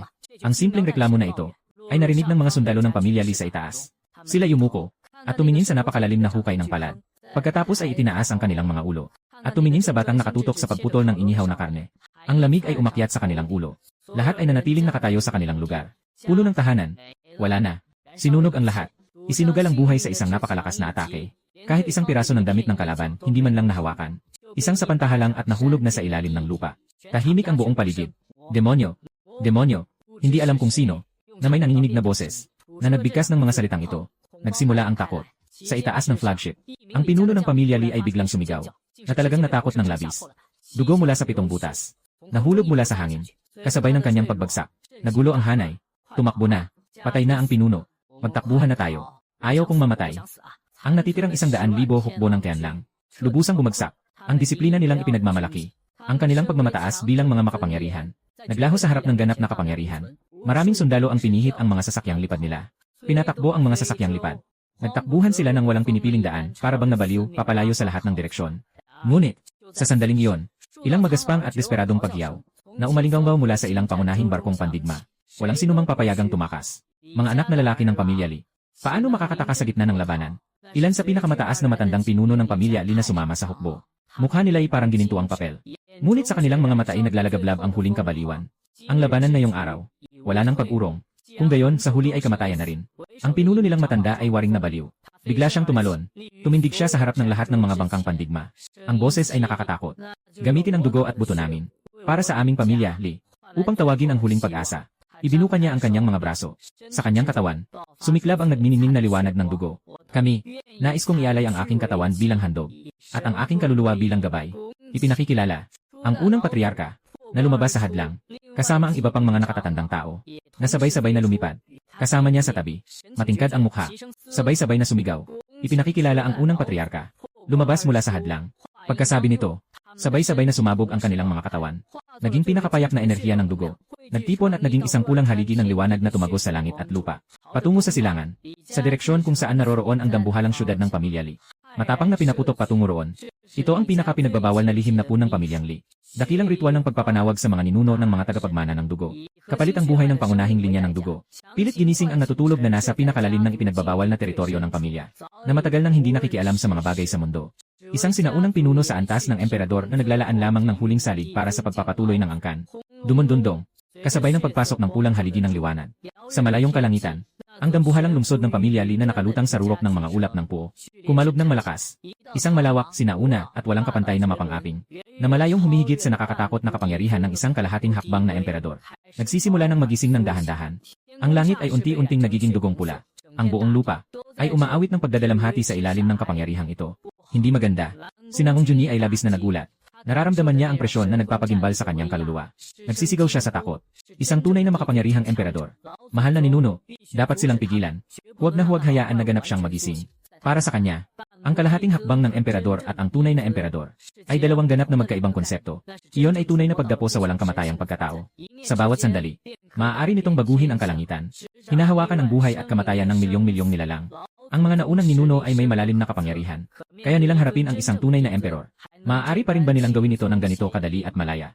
Pumikit si Nangong Junyi at niyakap ang kanyang mga kamao. Nagmamadali siyang tumingin sa iyo. Handa nang ipagpatuloy ang buhay. Para makuha ang pagkakataon na maputol ang ritual ng aming ninuno. Ngunit ang nakita niya ay ang iyong mukha na tila naabala at nawalan ng gana. Katatapos mo lang kumagat ng isang piraso ng inihaw na karne na may tamang taba, na masarap na sinisipsip. Nang marinig ang sigaw ni Nangong Junyi, tinatamad ka lang na itinaas ang iyong talukap at tumingin sa malayo sa nakasisilaw na tanawin. Pagkatapos, itinanggi mo ang iyong kamay at inutusan si Nangong Junyi na tumahimik. Ano bang nagmamadali? Nilunok mo ang inihaw na karne sa iyong bibig at kinuha ang isang pitsel ng prutas na alak sa tabi. Naglagay ako ng isang baso para sa sarili ko. Hayaan mo silang tumawag. Nagtaka si Nangong Junyi. Narinig mo lang na patuloy mong sinasabi iyon sa isang malamig na tono. Na tila walang damdamin. Na parang walang pakialam. para hindi na ako kailangang pumunta pa sa kanila upang maghukay at mag-ugat ng problema. Tamang-tama ngayon. Nandito na ang lahat. Kaya't mas madali na. Nabanggit na. Talaga bang kumuha ka mula sa storage ring ng isang maliit na upuan? Mabilis kang umupo. Hawak mo ang baso ng alak. Habang nag-ihaw ng karne, masigasig na nakatingin sa malayo sa lumalalang nakakatakot na pulang kalangitan. Tinitingnan ang pagbabago sa abot tanaw. Si Nangong Junyi ay nalilito. Nakatayo siyang walang imik sa kanyang pwesto. Tinitingnan ang kanyang lolo na kalmado at walang takot. At muling tumingin sa malayo sa nagigising na kapangyarihan ng pagwasak. Isang kaisipan na lang ang natira sa isip. Kaya pala, sa mata ng ating ninuno, maging ang tunay na emperador, ay isa lamang ulam sa lutuan. Ganap na sumuko si Nangong Junyi sa pag-iisip. Nakatingin siya ng walang malay sa kanyang ninuno. Isang kamay ay may hawak na baso ng alak. Isang kamay na humahawak ng inihaw na karne. Nakaupo ng komportable sa maliit na upuan. Sa harap ay isang tanawin na tila magwawasak ng mundo. Ngunit isa lamang itong palabas ng sayaw at awit. Iyan ay tunay na emperador. Ayon sa alamat, na nakarating na sa pagka-immortal, na kayang ipahayag ang kanyang mga utos. Isang makapangyarihang nilalang na kayang sirain ang mga bituin sa isang iglap. Ngunit sa mata ng ating mga ninuno, mas kaakit-akit pa ang isang platong bagong lutong inihaw na karne. Sa mga sandaling ito, sa malalayong silangan ng kalangitan, ang haliging dugo na umaabot sa langit ay tila nakahipo sa isang ipinagbabawal na switch. Ang buong kalangitan ay nagkulay dugo. Biglang naging mas makapangyarihan ng 100 beses. Ang dakilang kalooban ay nagising mula sa pagkakatulog. Tumawid sa walang katapusang espasyo at panahon. Dumating sa mundong ito. Ito ay hindi isang banta. Ito ay isang uri ng pag-iral mismo. Sa sandaling nagising ang kaloobang ito, buong pok ng Kinyang Dazhu. Huminto ang hangin. Nawala ang mga ulap. Lahat ng bagay ay nawala ng tunog. Lahat ng batas. Lahat ng espiritu ay lumuhod sa bagong tagapamahala na ito. At nagpakumbaba. Sa loob ng estado, walang katapusang mga matandang halimaw na walang ginagawa. Sa parehong oras, nagulat ang kanilang mga mata. Nagsimulang dumaloy ang dugo mula sa kanilang mga bibig. Bilyon-bilyong halimaw ang nakaluhod sa lupa. Nanginginig patungo sa direksyon ng pamilya Li. Iyon ay takot na nagmumula sa pinagmulan ng buhay. Ang emperador ay bumaba sa mundo. Ang langit at lupa ay nagdadalamhati. Si Nangong Junyi ay ramdam na ang kanyang kaluluwa. Ay tila mabibiyak ng presensya na ito. Nang humina ang kanyang mga binti. Kung hindi dahil sa kanyang huling lakas ng loob. Matagal na siyang lumuhod. Ang mga tao sa likod niya mula sa angkan ng Nangong ay sunod-sunod na bumagsak sa lupa. Kahit ang lakas ng loob na tumingin pataas ay nawala na. Sa gitna ng katahimikan, sa oras na ang lahat ay sumusunod. Swoosh! Tatlong sinag ng liwanag, na may nakakagulat na bilis ay dumating mula sa iba't ibang direksyon. At huminto sa hangin malapit sa tahanan ng pamilya Nangong. Nawala ang liwanag. Lumabas ang tatlong tao na may malakas na presensya. Lahat sila ay mga leader na may pinakamataas na antas ng Tianzun. Sila ay ang punong guro ng Fenglei Pavilion, punong guro ng Wanjian Sect, at punong guro ng Jiang Palace. Ang tatlong pangunahing sekta na ito ay katumbas ng Li family at Nangong family. Sila ang pinakamakapangyarihang puwersa sa Kinyang Continent. Pagdating nila roon, agad nilang naramdaman ang nakakakilabot na imperial na kapangyarihan. Nakita rin nila ang buong puwersa ng pamilyang Li. Ang armada at ang malagim na haliging liwanag ng madugong sakripisyo. Nagkatinginan silang tatlo. Agad nilang naunawaan ang sitwasyon. Ang pamilyang Li ay nagluwa ng isang emperador. Binabati ang pamilya Li. Bumabati sa pamilya Li. Pinakamabilis na tumugon ang punong guro ng Fenglei Pavilion. Agad siyang humarap sa direksyon ng malaking lungsod ng pamilya Li. At yumuko ng malalim. Ang boses ay malakas. Puno ng pagyura. Kami ng Fenglei Pavilion. Nais kong maging tagapagsuporta ng Li pamilya. Upang puksain ang mga natitirang kaaway ng Nangu. Kami sa Wanjianzong ay handang sumunod sa mga yapak ng emperador. Para sa kapangyarihan ng Li pamilya, mag-aalay ng aming munting tulong. Ang punong guro ng Wanjianzong ay kasunod, na may napakababang pag-ugali. Ang pamilya Nangong ay matigas ang ulo at lumalaban. Ang kasalanan ay hindi dapat patawarin. Ako, sa Jiang Palace, nais maging pangunahin, upang linisin ang mga hadlang para sa emperador. Tatlong tagapamahala na kilala sa kanilang kapangyarihan, na namumuno sa kanilang mga teritoryo, ay nagmamadaling ipakita ang kanilang katapatan sa bagong Panginoon. Sa kanilang pananaw, ang pamilya ng Nangong ay nasa isang patay na dulo. Mas mabuti pang hindi na lang maghintay na maharap, kaysa maghintay na maubos. Baka sakaling makakuha pa ng kaunting benepisyo. Makasalo sa yaman. Tumingin si Nangong Junyi sa tatlong pangit na mukha. Naiinis na halos pumutok ang kanyang mga mata. Isang matandang dugo ang sumiklab sa lalamunan. Dahon ng pader. Ito ang nangungunang sekta ng Kinyang Dazhu. Hahaha. Magaling. Isang matanda, malaki, at walang damdaming tinig. Ang dahan-dahang umabot mula sa kalangitan. Kasama ng ritmo ng mga batas. Nanginginig ang puso ng tao. Pavilyon ng hangin at kulog. Sektang 10 espada. Palasyo ng Purple Sun. Hintayin mo ako. Na personal kong burahin ang maliit na insekto na ito. Kayo ay magkakaroon ng gantimpala. Ang may-ari ng tinig ay lubos na nasiyahan sa pagkaalam ng tatlo sa sitwasyon. Pagkamatapos ng mga salita, sa silangang abot tanaw, sa itaas ng lumulutang na dambuhalang lungsod ng pamilya Li, marahas na pinilas ang espasyo na nagbukas ng isang siwang. Isang aninong nakasuot ng sinaunang pulang balabal, na may mukhang tuyot at payat, at may mga matang napakalalim. Dahan-dahan siyang lumakad mula sa loob. Wala siyang ginamit na anumang bangka. Basta't isa-isang hakbang. Nakatapak siya sa kawalang katiyakan. Patungo sa direksyon ng pamilya Nangong. Sa bawat hakbang na kanyang ginawa, may mga pulang lotus na namumukadkad sa ilalim. Ang mga batas ng buong mundo Lahat ay nagbigay daan para sa kanya. Siya ang nag-iisa sa mundong ito. Malugod na tinatanggap ang unang patriarka. Malugod na tinatanggap ang emperador. Ang natitirang mga sundalo ng Li at ang mga disipulo ng tatlong pangunahing sekta. Lahat ay masigasig na lumuhod. Mataas ang sigaw ng Shanhu. Ang mga sigaw ay umuugong sa kalangitan. Si Nangong Junyi ay may mukha na parang patay na abo. Tapos na siya. Tapos na ang pamilya Nangong. Tapos na rin. Sa ganitong pagkawasak ng mundo. Sa tanawin ng mga nilalang na sumasamba. Natapos mo na ang huling piraso ng inihaw na baboy. Na may kasiyahan pang sinipsip ang iyong mga labi. Itinaas mo ang ulo. Tumingin ka ng isang sulyap sa napakalaking presensya. Ang matandang nakapulang balabal na ang bawat hakbang ay tila isang lotus. Tumingin ka muli sa tatlong pangunahing sekta na maayos na nakaluhod sa lupa. Bahagyang kumunot ang iyong noo. Medyo nagtataka ka. Pagkatapos, tumingin ka kay Nangong Junyi na halos nawawalan na ng buhay. Na may seryosong tanong. Ano ang ginagawa nila? Naka-line up. Naghihintay na sabay-sabay akong patayin. Naka-line up. Naghihintay na sabay-sabay akong patayin. Ang salitang ito ay tila walang bigat. Nang marinig ito ni Nangong Junyi, nanghina ang kanyang mga binti. Bukas ang bibig niya. May humihina na tunog mula sa lalamunan niya.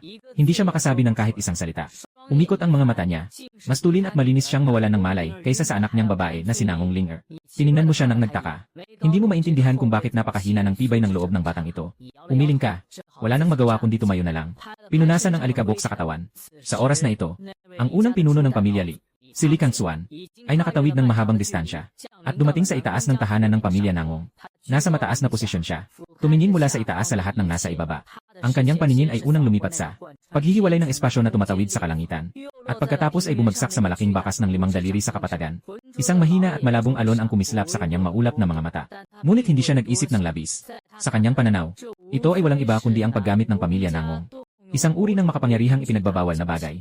Naubos na ang lahat ng yaman. Ay nagdulot ng lahat ng ito. Nasa bingit na ng kamatayan. Ang kanyang tingin ay sa huli ay napadpad sa nag-iisang bata na nakatayo sa ibaba. Siya ang natitirang lahi ng pamilya Nangong. Ang boses ni Li Kangxuan ay walang emosyon. Mataas na mataas.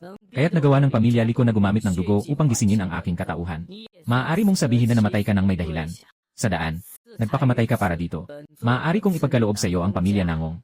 Iwanan ng kaunting dugo. Sa kanyang mga salita, pinupuno ng kataas-taasang dangal at biyaya. Ginawang napakalaking biyaya ang iyong pagpapakamatay. Lumuhod. Magpakamatay. Ang mga salitang ito ay pumasok sa iyong mga tainga. Nagdulot ito sa iyo ng kakaibang pakiramdam. Ilang taon na. Wala nang nangahas magsalita sa iyo ng ganito. 8,000 taon. O mas matagal pa. Hindi mo na matandaan. Hindi mo pinansin si Li Kangxuan sa langit. Sa halip, mas interesado kang pagmasdan. Ang tatlong leader sa lupa. Kayong tatlo.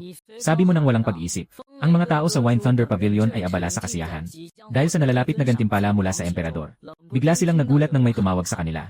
Hindi nila maiwasang magtaka. Itinaas nila ang kanilang mga ulo. Nakita nila na ikaw yon. Nagmukha silang nagalit at hindi mapakali.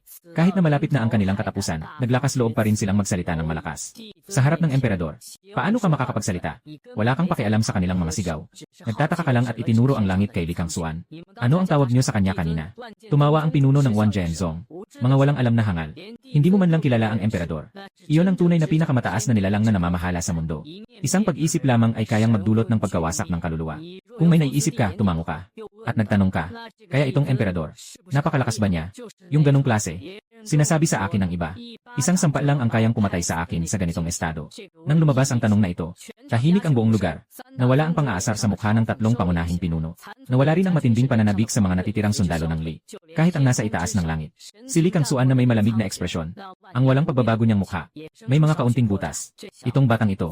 Ano bang sinasabi niya? Nagtatanong siya. Tungkol sa kapangyarihan ng emperador. Matapos ang maikling katahimikan, ay malakas na tawanan. Hahaha. Anong narinig ko? Nagtatanong siya kung malakas ba ang emperador. Parang nababaliw na itong tanga. Hindi na normal ang isip niya. Talagang napakalaking biro ito. Nasa bingit na ng kamatayan. Nagsasalita pa ng ganitong kabaliwan. Ang tatlong pangunahing leader ay nahulog sa kakatawa. Halos lumabas na ang mga luha. Ito ang pinakamabaliw na biro na narinig nila sa kanilang buhay. Sa kanilang malalakas na tawanan. Hindi mo ito pinansin. Itinaas mo lang ang iyong ulo. Tinitignan mo ng mabuti ang langit at si Li Kangxuan. Nakatuon ka sa pagmamasid. Pumunta ka pa nga ng ilang hakbang pasulong. Nakatinala. Naghahangad na makakita ng mas malinaw. Ang hitsurang puno ng pagnanais na matuto ay nagbigay kay Li Kangxuan ng hindi pa nararanasang kahangalan at kahihiyan. Siya, ang dakilang emperador, ay ginawang tagamasid at pinagdududahan ng iba. Walang galang. Ang boses ni Li Kangxuan ay nagdala ng labis na damdamin. Ang puot ng emperador, na nagpabago sa kulay ng langit at lupa, umiikot ng pabaliktad ang hangin at mga ulap. Mukhang, hindi mo alam kung paano isinusulat ang salitang kamatayan. Ngunit, patuloy ka pa rin nagmumurmur sa sarili mo. Kakaiba. Mas malakas ang presensya kumpara sa kanina. Pero hindi naman gaanong malakas. Nakaangat ka ng baba. Ang ekspresyon sa iyong mukha ay unti-unting nagbago mula sa pagkamausisa. Unti-unting naging pagkalito. Sa huli naging pagkadismaya. Ganito lang. Tumingin ka kay Li Kangxuan. Dahan-dahan siyang umiling. Kaya pala yung sinasabi niyo na kayang patayin ako ng isang sapantaha. Ganito ang itsura. Isang malakas na tunog ang umabot. Ganap na pinainit ng salitang ito ang sitwasyon. Si Li Kangxuan ay nagalit ng labis. Mula nang magising siya hanggang ngayon. Patuloy siyang nagtataglay ng kataasan at kapangyarihan bilang isang emperador. Ngunit ngayon, pakiramdam niya na siya ay napahiya sa harapan ng lahat. Matagumpay mong pinagalit ako. Ang pag-unggol ni Li Kangxuan ay naging material na alon ng tunog. Nayumanig ito at nagsimulang mabiyak ang mga bundok at lupa sa ibaba. Pahihirapin kita sa walang katapusang kirot. Na mismong masisilayan mo ang iyong sariling kaluluwa. Na sinusunog ng apoy ng mga batas. Nasunog hanggang maging abo. Dahan-dahan niyang itinaas ang tuyot na palad. Sa gitna ng palad, mga hibla-hibla na kulay abo. Mga apoy na may dalang simoy ng pagkalipol. Nagsimulang dahan-dahang tumibok. Iyon ang batas ng pagkalipol. Ito ang kapangyarihang tanging makakamtan ng mga malalakas sa ants na Dizon lamang. Ang pinakamataas na kapangyarihan na nangingibabaw sa lahat ng mga daan ng langit at lupa. Tinitingnan ang hibla ng apoy na iyon. Nawala ang mga ngiti sa mukha ng tatlong pinuno ng sekta. Naging walang hanggang pagkahumaling at pagkamangha na may takot. Ang payasong palabas na ito. Dapat nang matapos pito. Ang batang iyon na mayabang at hindi alam ang kanyang lugar. Walang kahit anong bakas ng pagkakaroon. Sa ilalim ng apoy ng batas ng emperador. At ikaw, ay tahimik na nakatayo doon. Na pinapanood ang unti-unting bumabagsak na abo ng apoy.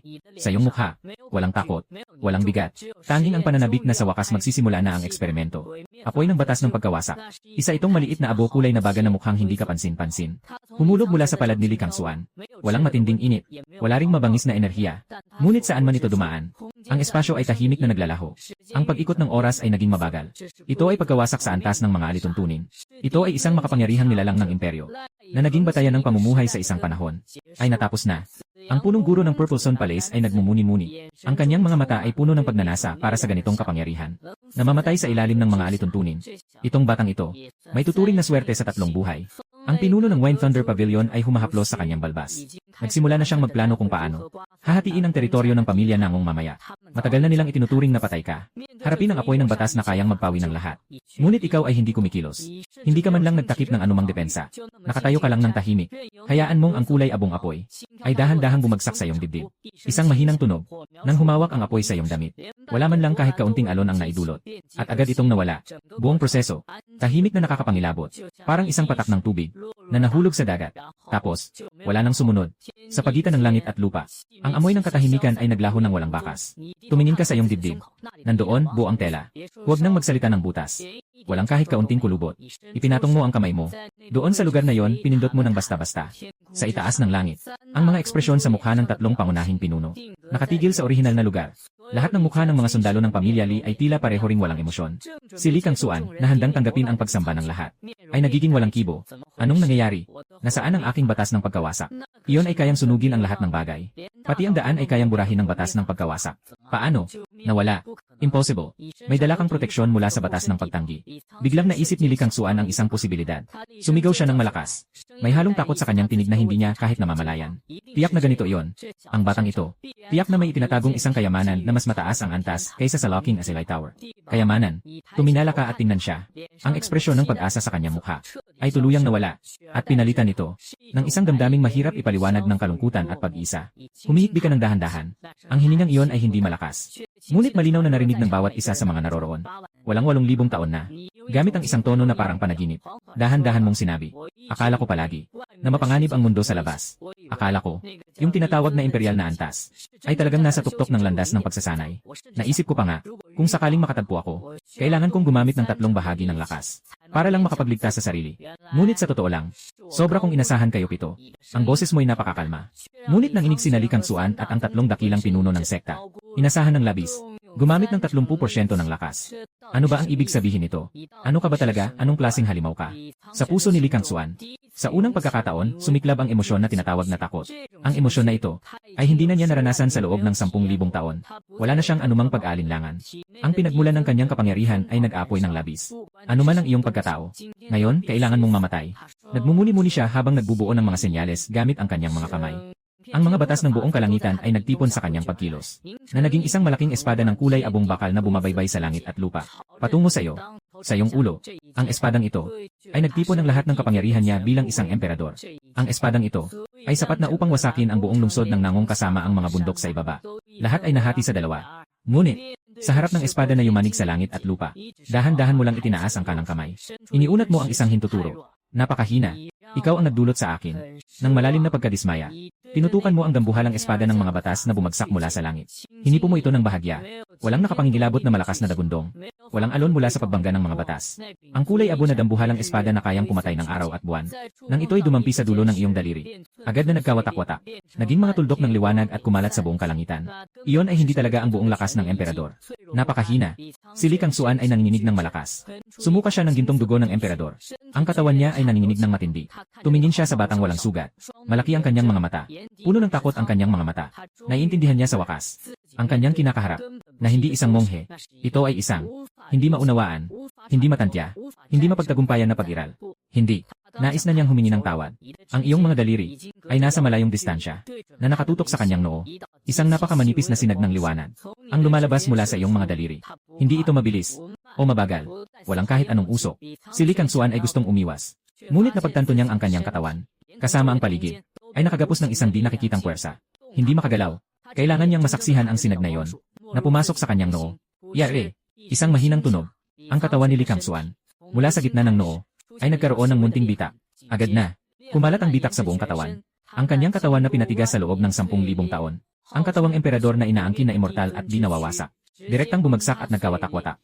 Naging ulap ng abo na bumalot sa buong langit. Kinalat ng hangin. Ang katawan ni Li Kangxuan ay tuluyang naglaho hanggang sa kawalan. Tahimik ang langit at lupa, walang kahit isang tunog. Dahan-dahang inurong mo ang iyong daliri. Ang iyong tingin. Lumundag ka at lumampas sa mga sundalong Li na tuluyang natigilan sa takot. Bumagsak ka ng hindi kalayuan. Ang tatlong iyon ay nanghina na at nakahandusay sa lupa. Sa katawan ng pinunong umaagos ang dumi at ihi. Naglakad ka. Hindi nagmamadali, dahan-dahang lumapit ka sa kanila. Ayos. Tapos na ang pagpapainit. Ngayon, panahon na para asikasuhin ang mga basura na kusang nagdala sa inyo. Tapos na ang warming up.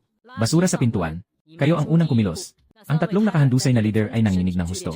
Ang halo ng dilaw at puting bagay ay may kasamang mabahong likido mula sa dumadaloy mula sa pantalon ng punong guro ng Fenglei Pavilion. Binasa ang malaking bahagi ng sahig. Nakabagsak siya sa lupa. Ang mga ngipin niya ay nagkikiskisan. Mahal na emperador. Namatay sa isang daliri. Iyan ang mahal na emperador. Sila'y nagbigay ng buong buhay nila upang siya isambahin. Isang antas na hindi maisip kahit sa panaginip. Ngunit wala man lang kahit kaunting desenteng paglaban. Hindi. Huwag ka lumapit. Ang pinuno ng sekta ng 10,000 espada ay umatras ng paunti-unti. Wala na ang dating mapagmataas na paninindigan ng isang manlilinang ng espada. Manong, maawa ka. Ang pinuno ng Jiang Palace ang pinakamabilis na tumugon. Wala siyang pakialam sa kanyang magulong kalagayan.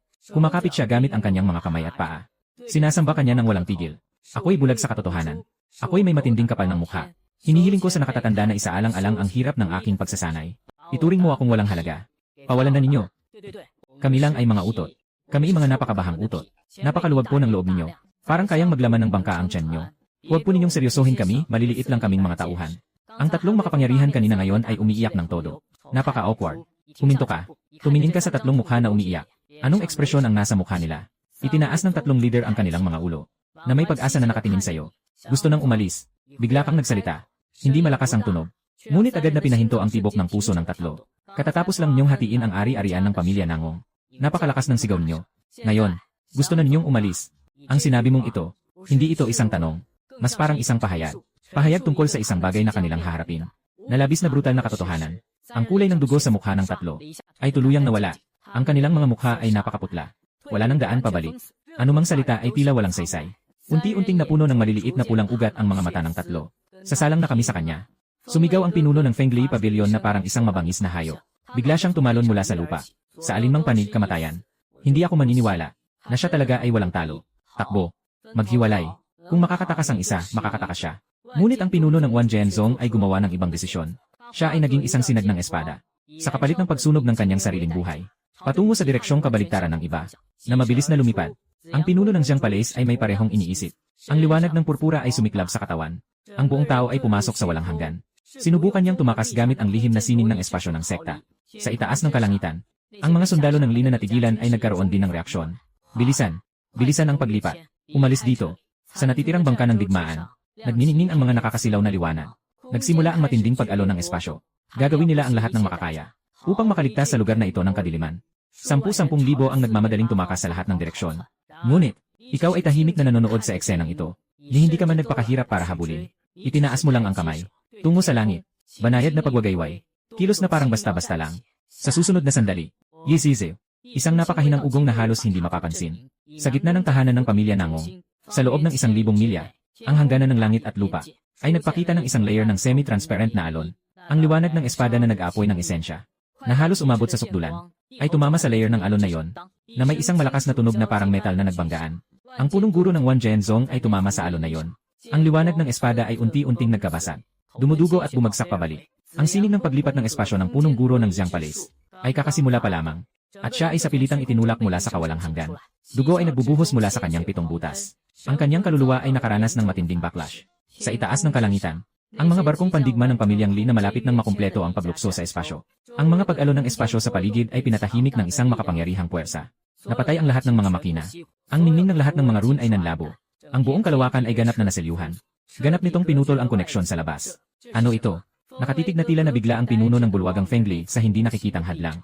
Naramdaman niya ang kapangyarihang nakapaloob sa ibabaw ng hadlang na yon, kaysa sa kaninang ang dizo ng pamilyang Li. 100 beses na mas nakakatakot. 1,000 beses. Kawalan. Selyo. Ang punong guro ng Jiang Palace ay desperadong bumulalas ng mga salitang ito. Nagmamadali siyang naglatag ng isang hadlang sa walang hanggan. Ang ganitong paraan ay nakakatakot. Lampas sa kaalaman ng lahat. Walang daan pabalik. Walang paraan upang makatakas. Lahat ay may mukhang tila patay. Tumingin ka sa paligid. Tumingin sa mga taong nabangga at duguan na nahulog sa lupa. Lumiko ka. Dahan-dahan kang naglakad pabalik sa tabi ng apoy. Muling umupo sa maliit na upuan. Kinuha ang bote ng prutas na malamig na. Naglagay ng isang baso para sa sarili. Ngayon, walang ingay. Tumikim ka ng isang lagok ng alak. Tumingin ka sa buong madla. Pinagmasdan mo ang mga tao. Tumigil ang tingin mo sa 3 pinuno ng sekta. Lumingon ka sa hukbong tiyanlang na umaabot sa 100,000. Tumulog ng payak ang boses mo. Ako, ganito ang ugali ko. Hindi ako mahilig sa abala. Dahil nandito kayong lahat. At napakamaalab ninyo, na gusto pang magbigay ng regalo sa pamilya ng Nangong. Kaya ngayon, hindi ko kayo pahihintuin. Hanggang hindi niyo na ilalabas ang pinakamahalagang kayamanan ng inyong mga sekta at pamilya. Siyempre, kahit pa mailuwa, mamamatay pa rin. Umiti ka ng malaki. Ipinakita mo ang puting ngipin. Ipinapaalam ko lang ito sa inyo. Ang sinabi mo ay parang hatol na kamatayan, na walang puwang para pag-usapan. Malamig at malupit. Demonyo. Ikaw, demonyo. Ganap na nabaliw ang pinuno ng Wine Thunder Pavilion. Itinuturo kanya. Parang nababaliw. Mga Ginoo, wala na tayong daang likuan. Ang halimaw na ito ay likas na malupit. Hindi tayo bibitawan. Tanging sa pakikipaglaban hanggang sa huli. Mayroon tayong kaunting pag-asa. Ang matinding sitwasyon ay nagpalabas ng pinakamalalim na potensyal ng lahat. Kung walang pag-asa sa buhay, sama-sama tayong mamamatay. Tama ka dyan. Makikipaglaban ako sa kanya. Pinunasan ng punong sekta ng Wan Zhenzong ang dugo sa kanyang labi. Tumayo muli. May determinasyon sa kanyang mukha. Ako, disipulo ng Wan Zhenzong. Mas pipiliin kong mamatay na nakatayo. Hindi ako mamumuhay na nakaluhod. Pagsasamahin natin ang lakas ng 4 na pamilya. Hindi ako naniniwala. Hindi nila kayang patayin kahit isa. Nagsimula ring umuungal ang pinuno ng Jiang Palace. Sa puntong ito, wala nang natira kundi ang matinding laban para sa buhay. Kasama nila, ang mga mahuhusay na nakatatandang guro at disipulo ng 3 pangunahing sekta. Dagdag pa ang natitirang tiyan ng army ng pamilya Li. Bagaman halos naubos ang pinakamalakas na puwersa, nagtipon-tipon naman ang natitirang mga puwersa, na umaakit pa rin ng pansin. Bumuo ng formasyon, sa pagbigkas ng isang utos, ang 3 pinuno ng sekta at ang nag-isang natitirang mataas na matanda ng pamilya Li. Sabay-sabay na tumalon pataas, at kinuha ang 4 na panig, silangan, timog, kanluran at hilaga. Sila ay sabay na nagningning ng nakakasilaw na liwanag. Ang punong guro ng Wine Thunder Pavilion ay nag-umapaw ng kidlat at kulog, na humihila ng banal na kidlat mula sa siyam na langit. Ang punong guro ng 10,000 Sword Sect ay naglalabas ng espada na umaabot sa kalangitan, na naging isang malawak na dagat ng espada. Ang punong guro ng Purple Sun Palace ay nag-alay ng isang malaking lilang araw, na nag-aapoy ng bundok at nagluluto ng dagat. Ang pinakamataas na matanda ng pamilya Li ay puno ng galit at sigla, na nagpakita ng tanawin ng haw ng Ethery Wolf sa buwan. Ang 4 ay talagang sinunog ang kanilang sariling kaluluwa at pinagmulan, at inilabas ang kanilang buong pagsasanay, nang walang pag-aalinlangan sa sukdulan. Hangin, araw, 4 na simbolo ng pagpatay sa Diyos. 4 na ganap na magkaibang ngunit pareho ring nakakatakot na kapangyarihan, ay nagsasanib sa kalangitan. Isang nilalang na may buto ng kidlat, at kaliskis ng talim, mga panggil ng purpura, at kaluluwa ng dugo, isang halimaw na walang katulad, ay nagtipon at humubog sa gitna ng formularyo. Ang halimaw na iyon ay umaabot sa taas na 10,000 talampakan. Kasuklaman ng takot. Tila lumalampas ito sa namatay na Li Family Emperor kanina. Ito ang kanilang lihim na pinagsamang malaking anyo. Hanggang sa huling sandali ng pagkawasak ng sekta. Hindi ito gagamitin. Ngayon, para sa kanilang buhay, nagsusugal sila ng lahat. Nang mabuo ang dambuhalang halimaw, nanginginig ng malakas ang buong nasaradong espasyo. Halos mabiyak, patayin, kasama ang nagngangalit na sigaw ng 4. Bumuka ang dambuhalang bunganga ng halimaw, puno ng dugo. Sumalakay ito patungo sa iyo, dala ang lakas na kayang durugin ng lahat. Ang pag-ataking ito, nagtipon ng huling pag-asa ng 4 na pangunahing puwersa. Ang 4 na pangunahing puwersa ay naglagay ng lahat sa isang pagkakataon. Harapin ang mas nakakatakot na sitwasyon kaysa sa isang atake ng emperador. Ikaw ay nagkunwaring nag-aalala. Hindi dahil sa naramdaman mong banta, kundi dahil Sa malakas na hangin na dulot ng pag-atake ng higanteng hayop, na humampas sa iyong baso ng alak. Nakalat ang inumin sa lupa. Hindi ka masaya. Sawa ka na ba sa paglalaro? Humihikbi ka. Parang naubos na ang iyong pasensya. Dahan-dahan kang tumayo. Kahit hindi mo tiningnan ang nakakatakot na halimaw na malapit na sa'yo. Kumagat ka lang ng kaunti. Ang lahat ng buto sa katawan mo ay nagbigay ng mahinang tunog, na parang nag-crack. Mukha kang pagod. Sa simpleng galaw na ito, napakababa, na kahit 1 bilyon ng sariling lakas ay hindi mo maramdaman. Lumabas mula sa katawan. Walang nakakamanghang pangitain. Walang nakasisilaw na liwanag ng Diyos. Ngunit, malinaw na tunog ng pagbasag. Mula sa itaas ng lahat. Lahat. Kabilang ang 4 na pangunahing tao na nag-host ng seremonya. Lahat ay kusang tiningala. Pagkatapos, nakita nila sa buhay na ito, ang pinaka nakapanginig sa kanila. Langit. Nabiyak. Hindi ito isang bitak sa espasyo. Ito ang kalangitan ng buong Kinyang Dazhou. Ang asul na yon. Ang kalangitan na mula pa noong unang panahon ay nakabitin sa ibabaw ng lahat ng nilalang. Mula sa mismong gitna, lumitaw ang isang napakatim na bitak na napakalalim na walang nakikitang kailaliman. Ang bitak sa bilis na kitang-kita ng mata, na parang baliw ay kumalat sa lahat ng direksyon, hanggang sa libo-libong talampakan. Milyon-milyong zang, sa isang iglap, nang mabuo ang isang sapot ng gagamba na bumalot sa buong langit at lupa. Sa pamamagitan ng mga itim na bitak, ang madilim at napakalalim na, tunay na kalawakan ng sansinukob ay ganap na nahayag. Hindi mailarawan. Isang maringal na dangal na hindi maramdaman ng espiritu. Mula sa iyong katawan ay kumakalat. Ano iyon? Iyon ay banal na awit. Nasa itaas ng antas ng imperyo. Lumalabas sa 3 mundo.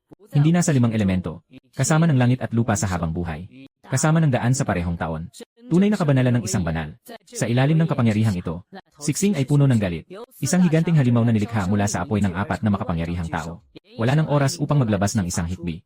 Ang kanyang katawan, mula sa ulo, ay naging pinakapayak na mga partikulo. Nawawala na parang usok at ulap.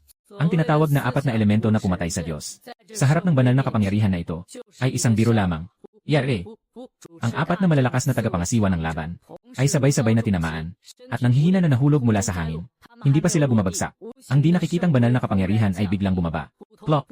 Plok! Lahat ng tao mula sa 3 pangunahing sekta. Ang natitirang 10,000 hukbo ng mga asong lobo. Kahit sino man, anuman ang kanilang ginagawa. Hindi alintana ang antas ng kanilang lakas. Lahat sila ay hindi mapigilan na bumagsak sa kanilang mga tuhod sa harap mo. Hindi ito pagsuko. Ito ay pagsupil sa antas ng buhay mismo. Walang kapangyarihang lumaban ang mga tao. Crack! Umalinggaw sa kapatagan ang sunod-sunod na pagbasag ng mga buto. Hindi man lang nakapag-ungol ang napakaraming tao. Naging dahilan ng ganitong kapangyarihan. Napisilin ang katawan, at durugin ang kaluluwa. Yung mga nakaligtas, ay nakadapa na sa lupa. Ang katawan ay naging isang patak ng laman. Lahat ng laman loob ay nagkalasob-lasob. Tanging huling hininga na lang ang natira. 10,000 nilalang ang nakaluhod. Ikaw ay nag-unat lamang.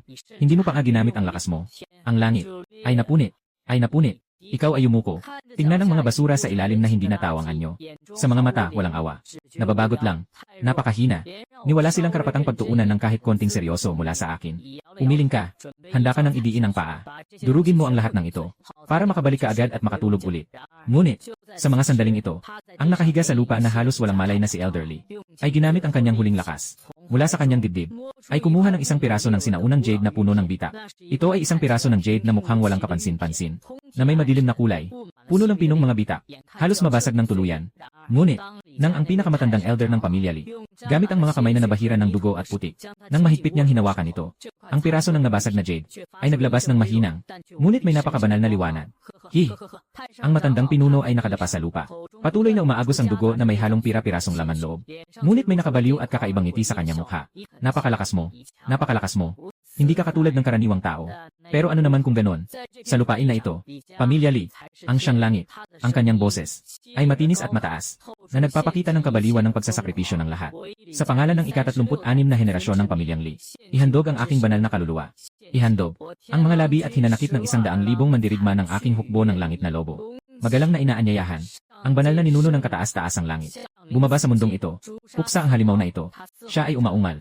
Ipinapasok ang huling natitirang pinagmula ng buhay sa loob ng katawan. Kasama ng kaluluwa. Nasabit na ipinasok sa sinaunang piraso ng jade. Nagniningning ang jade. Sa parehong oras. Sa lugar na ito na nakapaloob, ang mga bangkay ng mga patay na hukbo ng Tianlang. Ang mga sundalo ng pamilya Li na nasa bingit ng kamatayan. Ang kanilang laman at dugo. Ang kanilang mga pagdaramdam. Ang kanilang mga kaluluwa na naglalaho. Lahat ng ito ay sa pilitang hinango ng isang hindi nakikitang puwersa. Naging daloy ng dugong pula. Nasabik na sumugod patungo sa piraso ng jade. Dugo at liwanag na umaagos. Naglalabas ng masama at ipinagbabawal na amoy. Gamit ang 10,000 kaluluwa bilang handog. Para lamang sa isang pagkakataon ng pagdating. Ang sinaunang piraso ng jade ay sumisipsip ng napakalaking enerhiya. Ang mga bitak dito ay hindi lamang hindi gumaling, kundi lalo pang bumuka ng lubusan. Crack! Piraso ng jade. Sa wakas ay nagbasag ang ilalim ng imperyo. Ngunit sa huling sandali ng pagkabasag nito, isang napakanipis na sagradong sinag ng liwanag ay umakyat sa langit. Diretsong tumagos sa iyong itinakdang puwang na hadlang. Pumasok sa ilalim ng punit na kalangitan ng banal na kapangyarihan. Sa isang walang katapusang lugar sa malayo, nagtayo ng isang panandaliang koordinado. Rumaragasang, isang tunog na hindi kabilang sa mundong ito, mula sa kabila ng bitak ng kalangitan. Dahan-dahang umabot. Sa buong Kinyang Dasyo, lahat ng nabubuhay na nilalang, anuman ang mga matandang halimaw na nagsasara ng kanilang mga huling sandali. Kahit ang mga ibon at hayop sa mga bundok at gubat. Ngayong sandali ay pawang nanginginig ang kanilang mga kaluluwa. Nagpatira pa ng buong katawan, patungo sa direksyon ng lungsod ng Nangong. Inialay ang kanilang pinakamagkumbabang paglaluhod. Higit pa sa banal na kapangyarihan, na nagpapakita ng tunay na walang kamatayan. Banal, ang kalooban ng pinakamataas na esensya. Nagsimulang tumawid sa walang hanggang mga mundo. Dahan-dahang dumating. Sa dulo ng bitak sa kalangitan. Sa napakalamig na madilim na sansinukob na yon, sumilay ang kaunting gintong liwanag. Xing Jingwang, ang gintong liwanag na yon. Sa simula, iisa lang natuldok. Ngunit sa susunod na sandali, ang gintong liwanag ay kumalat ng walang hanggan. Isang paa. Mula sa gintong dagat na yon, dahan-dahang umapak. Isa lamang na paa. Napakalaki nito na natakpan ang buong kabundukan.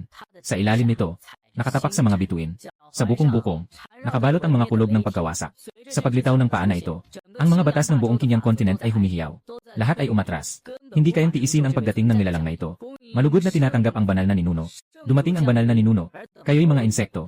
Hindi ba't dapat kayong mamatay agad? Sa lupa, yung tatlong pinuno na halos mawalan ng malay. Naramdaman ng pamilyar ngunit 10 ulit na mas malakas na presensya.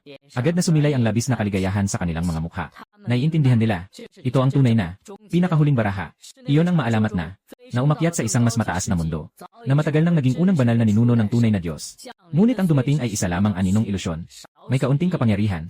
Ngunit sapat na rin para durugin lahat ng nasa mundong ito. May pag-asa na sila. Hindi lang iyon. Makikita pa nila ito ng kanilang sariling mga mata. Ang mga mapagmataas at padalos-dalos na demonyo. Ng tunay na Diyos. Giniling na alikabok. Ang gintong aninong sumasaklaw sa langit at nagpapadilim sa araw. Dahan-dahang ibinaba ang ulo. Isang pares ng nagniningning na mga mata ay nakatuon sa ibaba. Sayo na tila napakaliit. Isang dakilang autoridad. Isang tinig na walang damdamin. Ang umuugong sa kalawakan.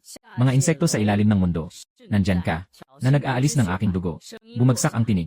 Ang mga salita ay nagiging batas. Sapat upang burahin ang kapangyarihan ng mga bituin. Biglang lumitaw, at nagmamadaling dumaan sa iyo. Ang kapangyarihan ng batas ay dala ang paghuhukom ng mga Diyos sa itaas. Sa harap ng ganitong pagkawasak, na kayang ibalik ang buong mundo sa kabuluhan. Ikaw ay nagtaas ng iyong ulo. Tumingin ka sa ginintuang anyo na bumababa.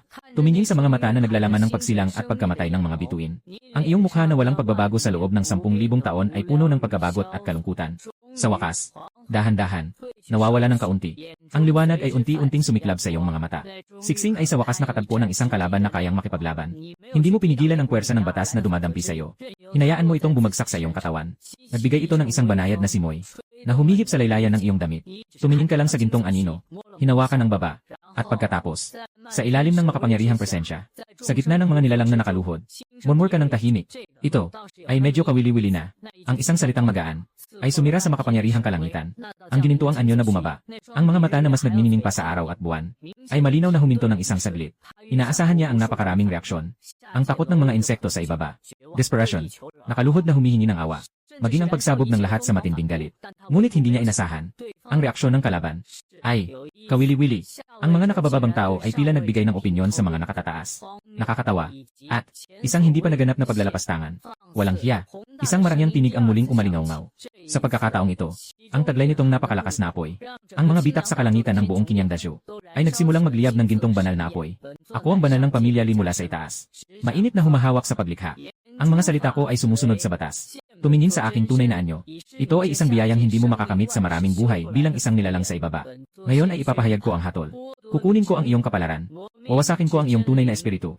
Hayaan kang manatili sa kadiliman at kawalang kabuluhan magpakailanman. Upang maging halimbawa, kasabay ng kanyang hatol, lumampas sa mga batas, na may kinalaman sa makapangyarihang kapalaran, na biglang dumating. Iyon ay isang kapangyarihang hindi maipahayag sa salita, na direktang nakakaapekto sa mismong pagkakaroon ng nilalang.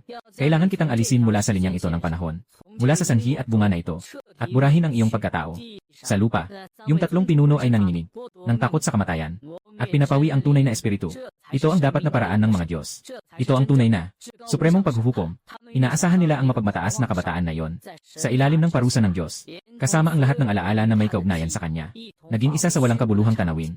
Ngunit, sa harap ng tiyak na paghuhukom na ito, haha, bigla kang tumawa. Una, tahimik kang tumawa. Tapos, lumakas ang iyong tawanan. Sa huli, naging isang malakas na tawanan na umabot sa langit. Haha, haha.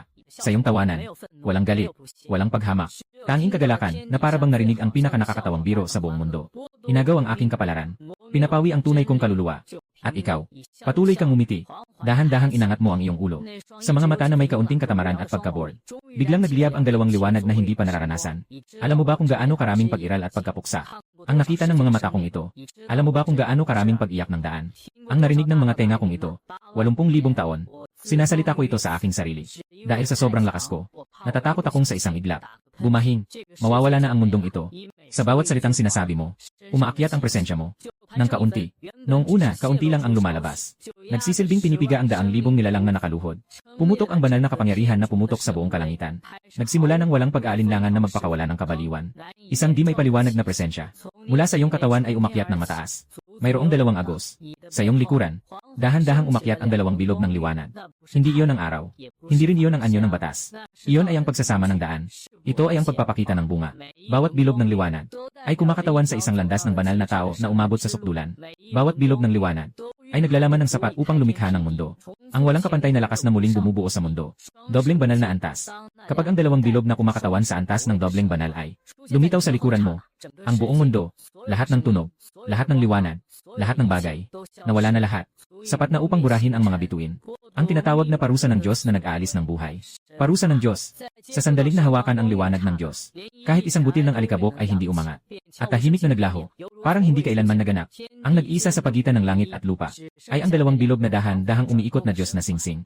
At sa ilalim ng Diyos na singsing, ang anyo na nakatayo na may mga kamay sa likod. Sa itaas ng kalangitan, ang ginintuang talampakan na mas malaki pa sa mga bundok ay nagsimulang nanginginig ng malakas. Ang mga mata na mas nagniningning pa kaysa sa araw at buwan. Ang banal, galit, ay tuluyang nawala. Ang pumalit, ay ang labis na takot at pagkabigla na parang tao na nakakita ng multo. Sobra, banal. Ang kanyang makapangyarihang boses ay naging stutter, na puno ng hindi makapaniwalang panginginig. Hindi tama. Ang ibabang mundo. Paano makakapagsilang ang ibabang mundo? Nang pagkakaroon ng dalawang banal na pribilehyo, ang kanyang anino ay nanginginig. Kung sasabihin, isang banal, ay lumalabas sa tatlong mundo, at umiiral kasama ang langit at lupa. Ang may dalang banal na bunga ng kapangyarihan, ay talagang kayang bumuo ng mga alituntunin, at magpasya sa buhay ng langit at lupa. Iyon ay konektado sa itaas na mundo. Nakabilang sa alamat ng mga alamat, na umiiral lamang sa mga pinakalumang nito bilang isang ipinagbabawal na nilalang. Katatapos ko lang, nahatulan ng isang ganitong nilalang, ng kamatayan. Ang kaalamang ito, ay nagbigay diin sa espiritu ng banal na anyo. Halos gumuho ka sa mismong lugar.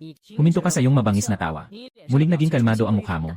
Ngunit ang makalangit na liwanag sa iyong mga mata, ay lalo pang sumilaw. Tinitignan mo ang gintong aninong nanginginig sa kalangitan. Dahan-dahan kang nagsalita, na may payapang tono. Ngunit malinaw na umabot ito sa bawat sulok ng puk na ito. Karapat dapat din tawaging banal. Nang mabigkas ang salita, dumagundong, isang dagundong na kayang gawing pulbos. Ang lahat ng kabundukan sa buong Kinyangdasyo, na sumabog mula sa kalangitan. Ang gintong aninong tumatakip sa langit at sa araw. Ang paa na nakatapak sa mga bituin ay, sa ilalim ng mata ng bilyon-bilyong nilalang, sa mundo ng tatlong pinuno na ganap na nagbago, ay humina ang mga tuhod, patungo sa iyo sa ibaba, ng buong lakas, ay bumagsak, sa isang nakabibighaning pagkakaluhod. Yumugyog hanggang umalingaw ang langit at lupa. Sa itaas ng kalangitan, ang maringal na gintong aninong iyon, nakaurong ang dambuhalang katawan nito. Nakahiga ito sa gitna ng kawalan. Nanginginig ito sa harap ng aninong nasa ibaba. Senior, mahal na nakatatanda, pakiusap. Makapangyarihang tinig. Sa sandaling ito, tanging ang mga walang saysay na pakiusap at nanginginig na tinig na lamang ang natitira. Bata ako at hindi ko nakilala ang dakilang bundok. Hindi ko alam na narito ang iyong banal na presensya. Ako si Lixuantian, isang mababang banal mula sa tuktok ng langit ng Diyos ng Taiksu. Ngayon ay tinawag ako mula sa ibabang mundo sa pamamagitan ng sakripisyo ng dugo. Kaya bumaba ang isang bahagi ng aking espiritu. Walang intensyon na makasakit sa nakatatanda. Si Lixuantian ay malapit ng mabaliw. Hindi niya akalain sa kanyang mga pangarap na siya ay tumugon lamang sa tawag ng mga susunod na henerasyon para magpakitang gilas sa mundong ito at sabay na lutasin ang ilang maliliit na problema. Ngunit sa huli, siya ay nabangga ng todo. Nasa isang antas ng kapangyarihan sa mitolohiya ang mga dakilang tao. Mas mababa pa ang posibilidad nito kaysa sa isang mortal na natamaan ng isang meteor mula sa kalawakan. Nagsimula siyang magpaliwanag ng mabangis. Ibinulgar ang lahat ng alam niya. Umaasang makakakuha ng kahit kaunting pagkakataon sa buhay. Ginoo, tiyak na kayo ay isang makapangyarihang nilalang na naipit sa mundong ito. Alam ng nakababatang henerasyon ang isang sinaunang daan patungo sa pinagmulan ng Diyos na mundo. Ang mga batas ng kalikasan doon ay hindi maihahambing sa tanggapan ng Diyos ng walang hanggan. Tiyak na hindi nito kayang dalhin ang tunay na katawan ng nakatatandang henerasyon. Alam din ng nakababatang henerasyon ang isang pahiwatig patungo sa isang sinaunang imbakan ng Diyos. Sinasabing may mga lihim dito na lampas sa banal na antas. Sa lupa, ang tatlong pinuno na nakaligtas sa pagkakasakal ng banal na kapangyarihan ay talagang nababaliw na. Ang kanilang mga utak ay tumigil na sa pag-andar. Nakatitig lamang sila sa langit na nanginginig, na nagbago sa kanilang buong pagkakaunawa. Ang kanilang huli at pinakamalakas na sandalan, ang unang banal na ninuno na umakyat sa langit ayon sa alamat, ay nakaluhod sa harap ng batang iyon, humihingi ng awa. Tatlong tao ang nakadapa sa lupa. Mukha nilang parang patay. Wala kang interes sa sinasabi ni Lixuantian tungkol sa Shaigong Yuanshu Divine Realm. Ancient God Vault. Walang kahit kaunting interes na lumabas. Naramdaman mo lang na medyo maingay. Sa wakas ay nakapagpahina ka ng kaunti. Ngayon, may isa na namang bumubulong sa iyong tainga. Itinaas mo ang iyong ulo. Tumingin ka sa nakaluhod na napakaayos. Kahit hindi makatingala sa gintong anyo. Pagkatapos, dahan-dahan mong itinaas ang iyong paa. Isang napakasimpleng galaw. Maingay. Dahil dito, bahagya mong binanggit ang dalawang salita. At pagkatapos ay tumingin sa direksyon ng gintong anino sa langit. Nagsimula siyang sumipa ng walang pakialam. Umuwi ka. Hindi nagdala ng anumang batas. At walang nagpasiklab ng anumang banal na liwanag. Nang bumagsak ang iyong daliri sa paa, ang anino ni Lixuantian na nakahiga doon, ay direktang tinamaan ng napakalakas na puwersa sa mukha. Hindi. Si Lixuantian ay nagkaroon lamang ng pagkakataon na maglabas ng isang sigaw ng labis na kawalang pag-asa. Ang kanyang napakalaking gintong anino, kaagad na nagkawatak-watak. Naging mga gintong liwanag na kumikislap sa kalangitan. Ngunit hindi pa ito tapos. Ang walang anyong lakas. Sumunod sa hindi nakikitang ugnayan sa pagitan ng dalawa. Tumawid sa walang katapusang hadlang ng mundo. Direktang nagbabalik sa tunay na anyo ni Lixuantian. Sa mataas na mundo ng Fenyuan. Sa isang banal na templo ng Taik Sushenting. Nakasalampas na nakaupo. Isang matandang lalaki na napapalibutan ng banal na liwanag.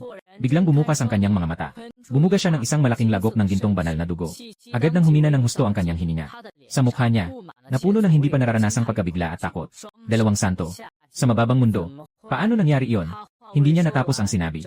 Ang buong templo ay nawasak ng isang kapangyarihang biglaang lumitaw, na naging alikabok ng universo. Sa kalangitan ng Kinyang Dazhu, nawala ang liwanag ng ginto. Ibinalik mo ang iyong paa, na may normal na ekspresyon, sa pagitan ng langit at lupa. Nagtapos ang lahat. Naging tahimik ang yudi. Ang iyong tingin ay dahan-dahang bumaba. Lumampas sa walang laman na kawalang saysay. At bumagsak sa kapatagan sa ibaba. Ang mga nalalabi, na hindi na makagalaw kahit isang daliri.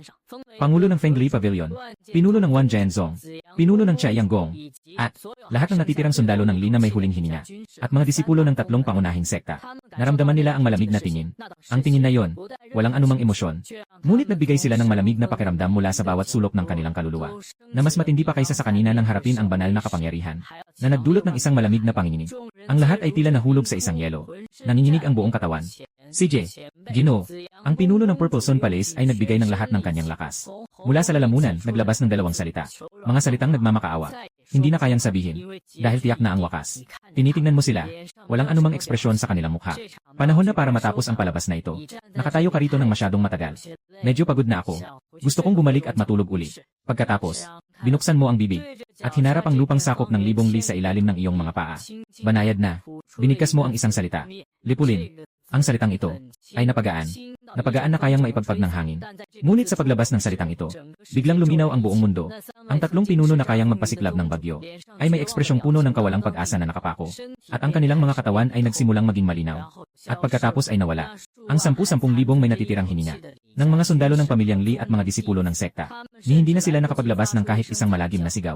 Sa parehong sandali, nawalang-wala ang kanilang mga sandata, ang kanilang mga mahiwagang kagamitan, sira ng kanilang mga bangka, lahat ng mga bakas na naugnay sa kanila, lahat ng bagay na nahawahan ng kanilang mga sanhi at bunga, ay tinanggal mula sa mundong ito ng isang hindi mauunawaan na kapangyarihan, na malinis na nagtanggal ng lahat. Hangin, humihip sa kapatagan, na nagdala ng tanging lupa ang natirang amoy ng mustasa. Walang natirang kahit kaunting dugo. Kamakailan lang ang labanan na yumanig sa mundo. Ang nakababahalang tanawin ng 10,000 bangkay. Parang isang ilusyon na panaginip. Sa lupain na ito, maliban sa mga tao ng pamilya Nangong, walang makikita mula sa pamilya Li.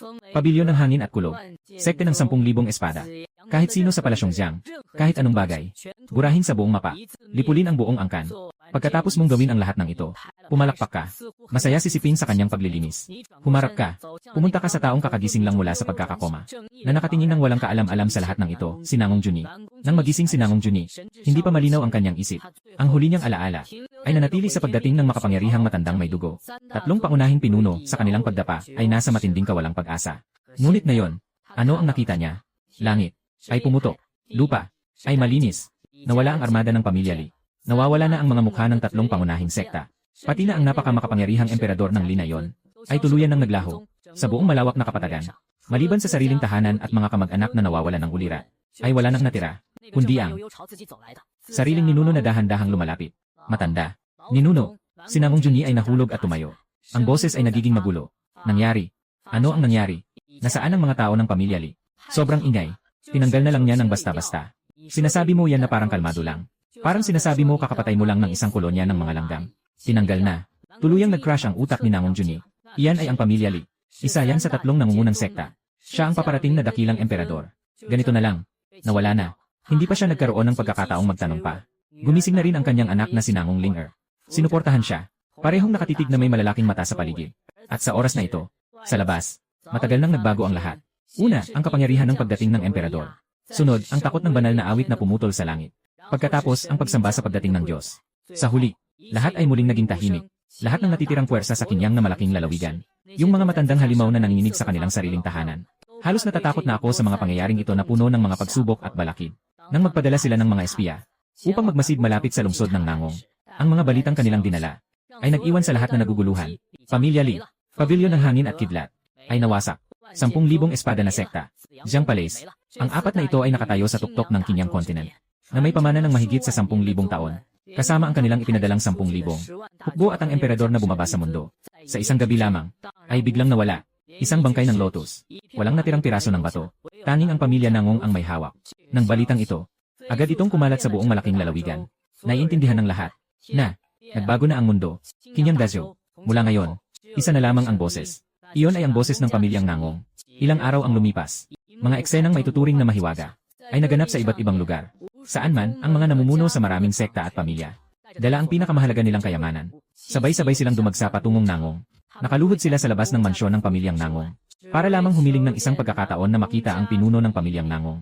Ipinagkakaloob ang kanilang katapatan. Humihiling ng proteksyon. Sa harap ng biglaang dumating na makapangyarihang puwersa. Si Nangong Juni ay mabilis humihinal. Nang hihina ang mga binti. Naiintindihan niya. Lahat ay nagmumula sa hindi matutuklasang ninuno. Dahan-dahan niyang inilahad ang sitwasyon sa labas. Sayo na nasa likod bahay at nagpapahangin. Ninuno. Ngayon, lahat ng puwersa sa buong malaking estado ay gustong sumanib sa pamilya ng Nangong. Ano sa tingin mo? Huwag mag-abala. Hindi ka man lang kumilat. Lumabas sa bibig mo ang dalawang salita. Nagpagulong ka. Nagpalit ka ng mas komportableng posisyon. Nagpatuloy kang nakapikit para magpahinga. Huwag mo akong abalahin ng mga walang kwentang bagay na to. Ikaw na ang bahala. Nanginig si Nangong Juni. Nauunawaan niya ang ibig sabihin ng matandang ninuno. Ito ay pagbibigay ng kapangyarihan sa buong kaharian. Sa kanya, dahil sa mga salitang iyon, tumindig ng tuwid si Nangong Juni. Matapang at mabilis niyang sinimulang pagsama-samahin ang mga yaman at nasasakupan ng buong lalawigan ng Kinyang. Ang kapangyarihan ng pamilya Nangong. Sa hindi pa nakitang bilis, na nagiging labis, isang napakalaking higante na nanginibabaw, ay isinilang na, at ang tagapaglikha ng lahat ng ito, ay walang interes dito. Ilang araw mamaya, tinawag mo sina Nangong Juni at Nangong Ling-er sa harapan mo. Uwi na ako para matulog. Nagunat ka. Mukhang medyo walang gana. Ninuno, uwi na kayo. Agad na nag-alala si Nangong Ling-er. Bumalik sa dati. Habang nagsasalita ka, isang pitik ng daliri, isang anino na eksaktong kamukha mo, na lumabas mula sa iyong katawan. Tumayo sa tabi. Ang enerhiya ng aninong iyon ay napipigil. Ngunit nang makakita lang sina Nangong Juni at Nangong Ling-er, nanginig ang kanilang mga kaluluwa. Mag-iwan ako ng isang bahagi ko dito. Karaniwan, hindi siya makikialam. Pero kung may muling mayabang na tao, na manggugulo sa inyo, kikilos siya. Natapos mo na ang sinabi mo, at nagdagdag ka ng isang pahayag. Kikilos siya laban sa kabilang panig. Kasama ang 18 henerasyon ng kanilang mga ninuno, ay alisin mula sa mundong ito. Matapos gawin ang lahat ng ito, ang iyong anyo ay nagsimulang maging malabo. Handa nang bumalik sa iyong hiwalay na daigdig. Para sa iyo, ang paglabas na ito, ay tila isang simpleng paglalakad lamang. Ngayon, panahon na para umuwi at manatili na lang sa bahay. Amang ninuno, bigla naglakas loob si Nangong Ling-er at tinawag ka. Kayo, ano ba talaga ang antas ninyo? Ito siya. At siya rin si Nangong Juni. Maging ang buong mundo ay nais alamin ang tanong na ito. Ang iyong kalahating translucent na anyo ay huminto sandali. Lumingon ka. Tumingin sa iyong apo sa tuhod. Nag-isip ka. At nagpakita ng isang tamad na ngiti sa iyong mukha. Ako nga. Siguro ay, ang mundong ito ninyong lahat. Mula ngayon, ay pagdedesisyonan na ng pamilyang nangong namin. Iyon ang antas, hindi ba? Pagkakatapos niyang magsalita, tuluyang naglaho ang iyong anyo. Sa malayong kailaliman ng lihim na lugar, sa tabi ng payapang lawa na yon, muli kang lumitaw sa maliit na upuan. Kinuha mo ang pamingwit. Sanay mong inihagis ang linya ng pamingwit. Nakatutok ang tingin mo sa tahimik na ibabaw ng lawa. Say, nakakapagod na ang labanan at patayan. Humigpit ka ng malalim na hininga. Masayang nakasandal sa likod ng upuan. Nandyan lang ako at komportable. Pero kung may magtatangkang saktan ang aking apo sa tuhod, sa susunod, talagang pupuntahan ko ang kanilang ancestral na libingan.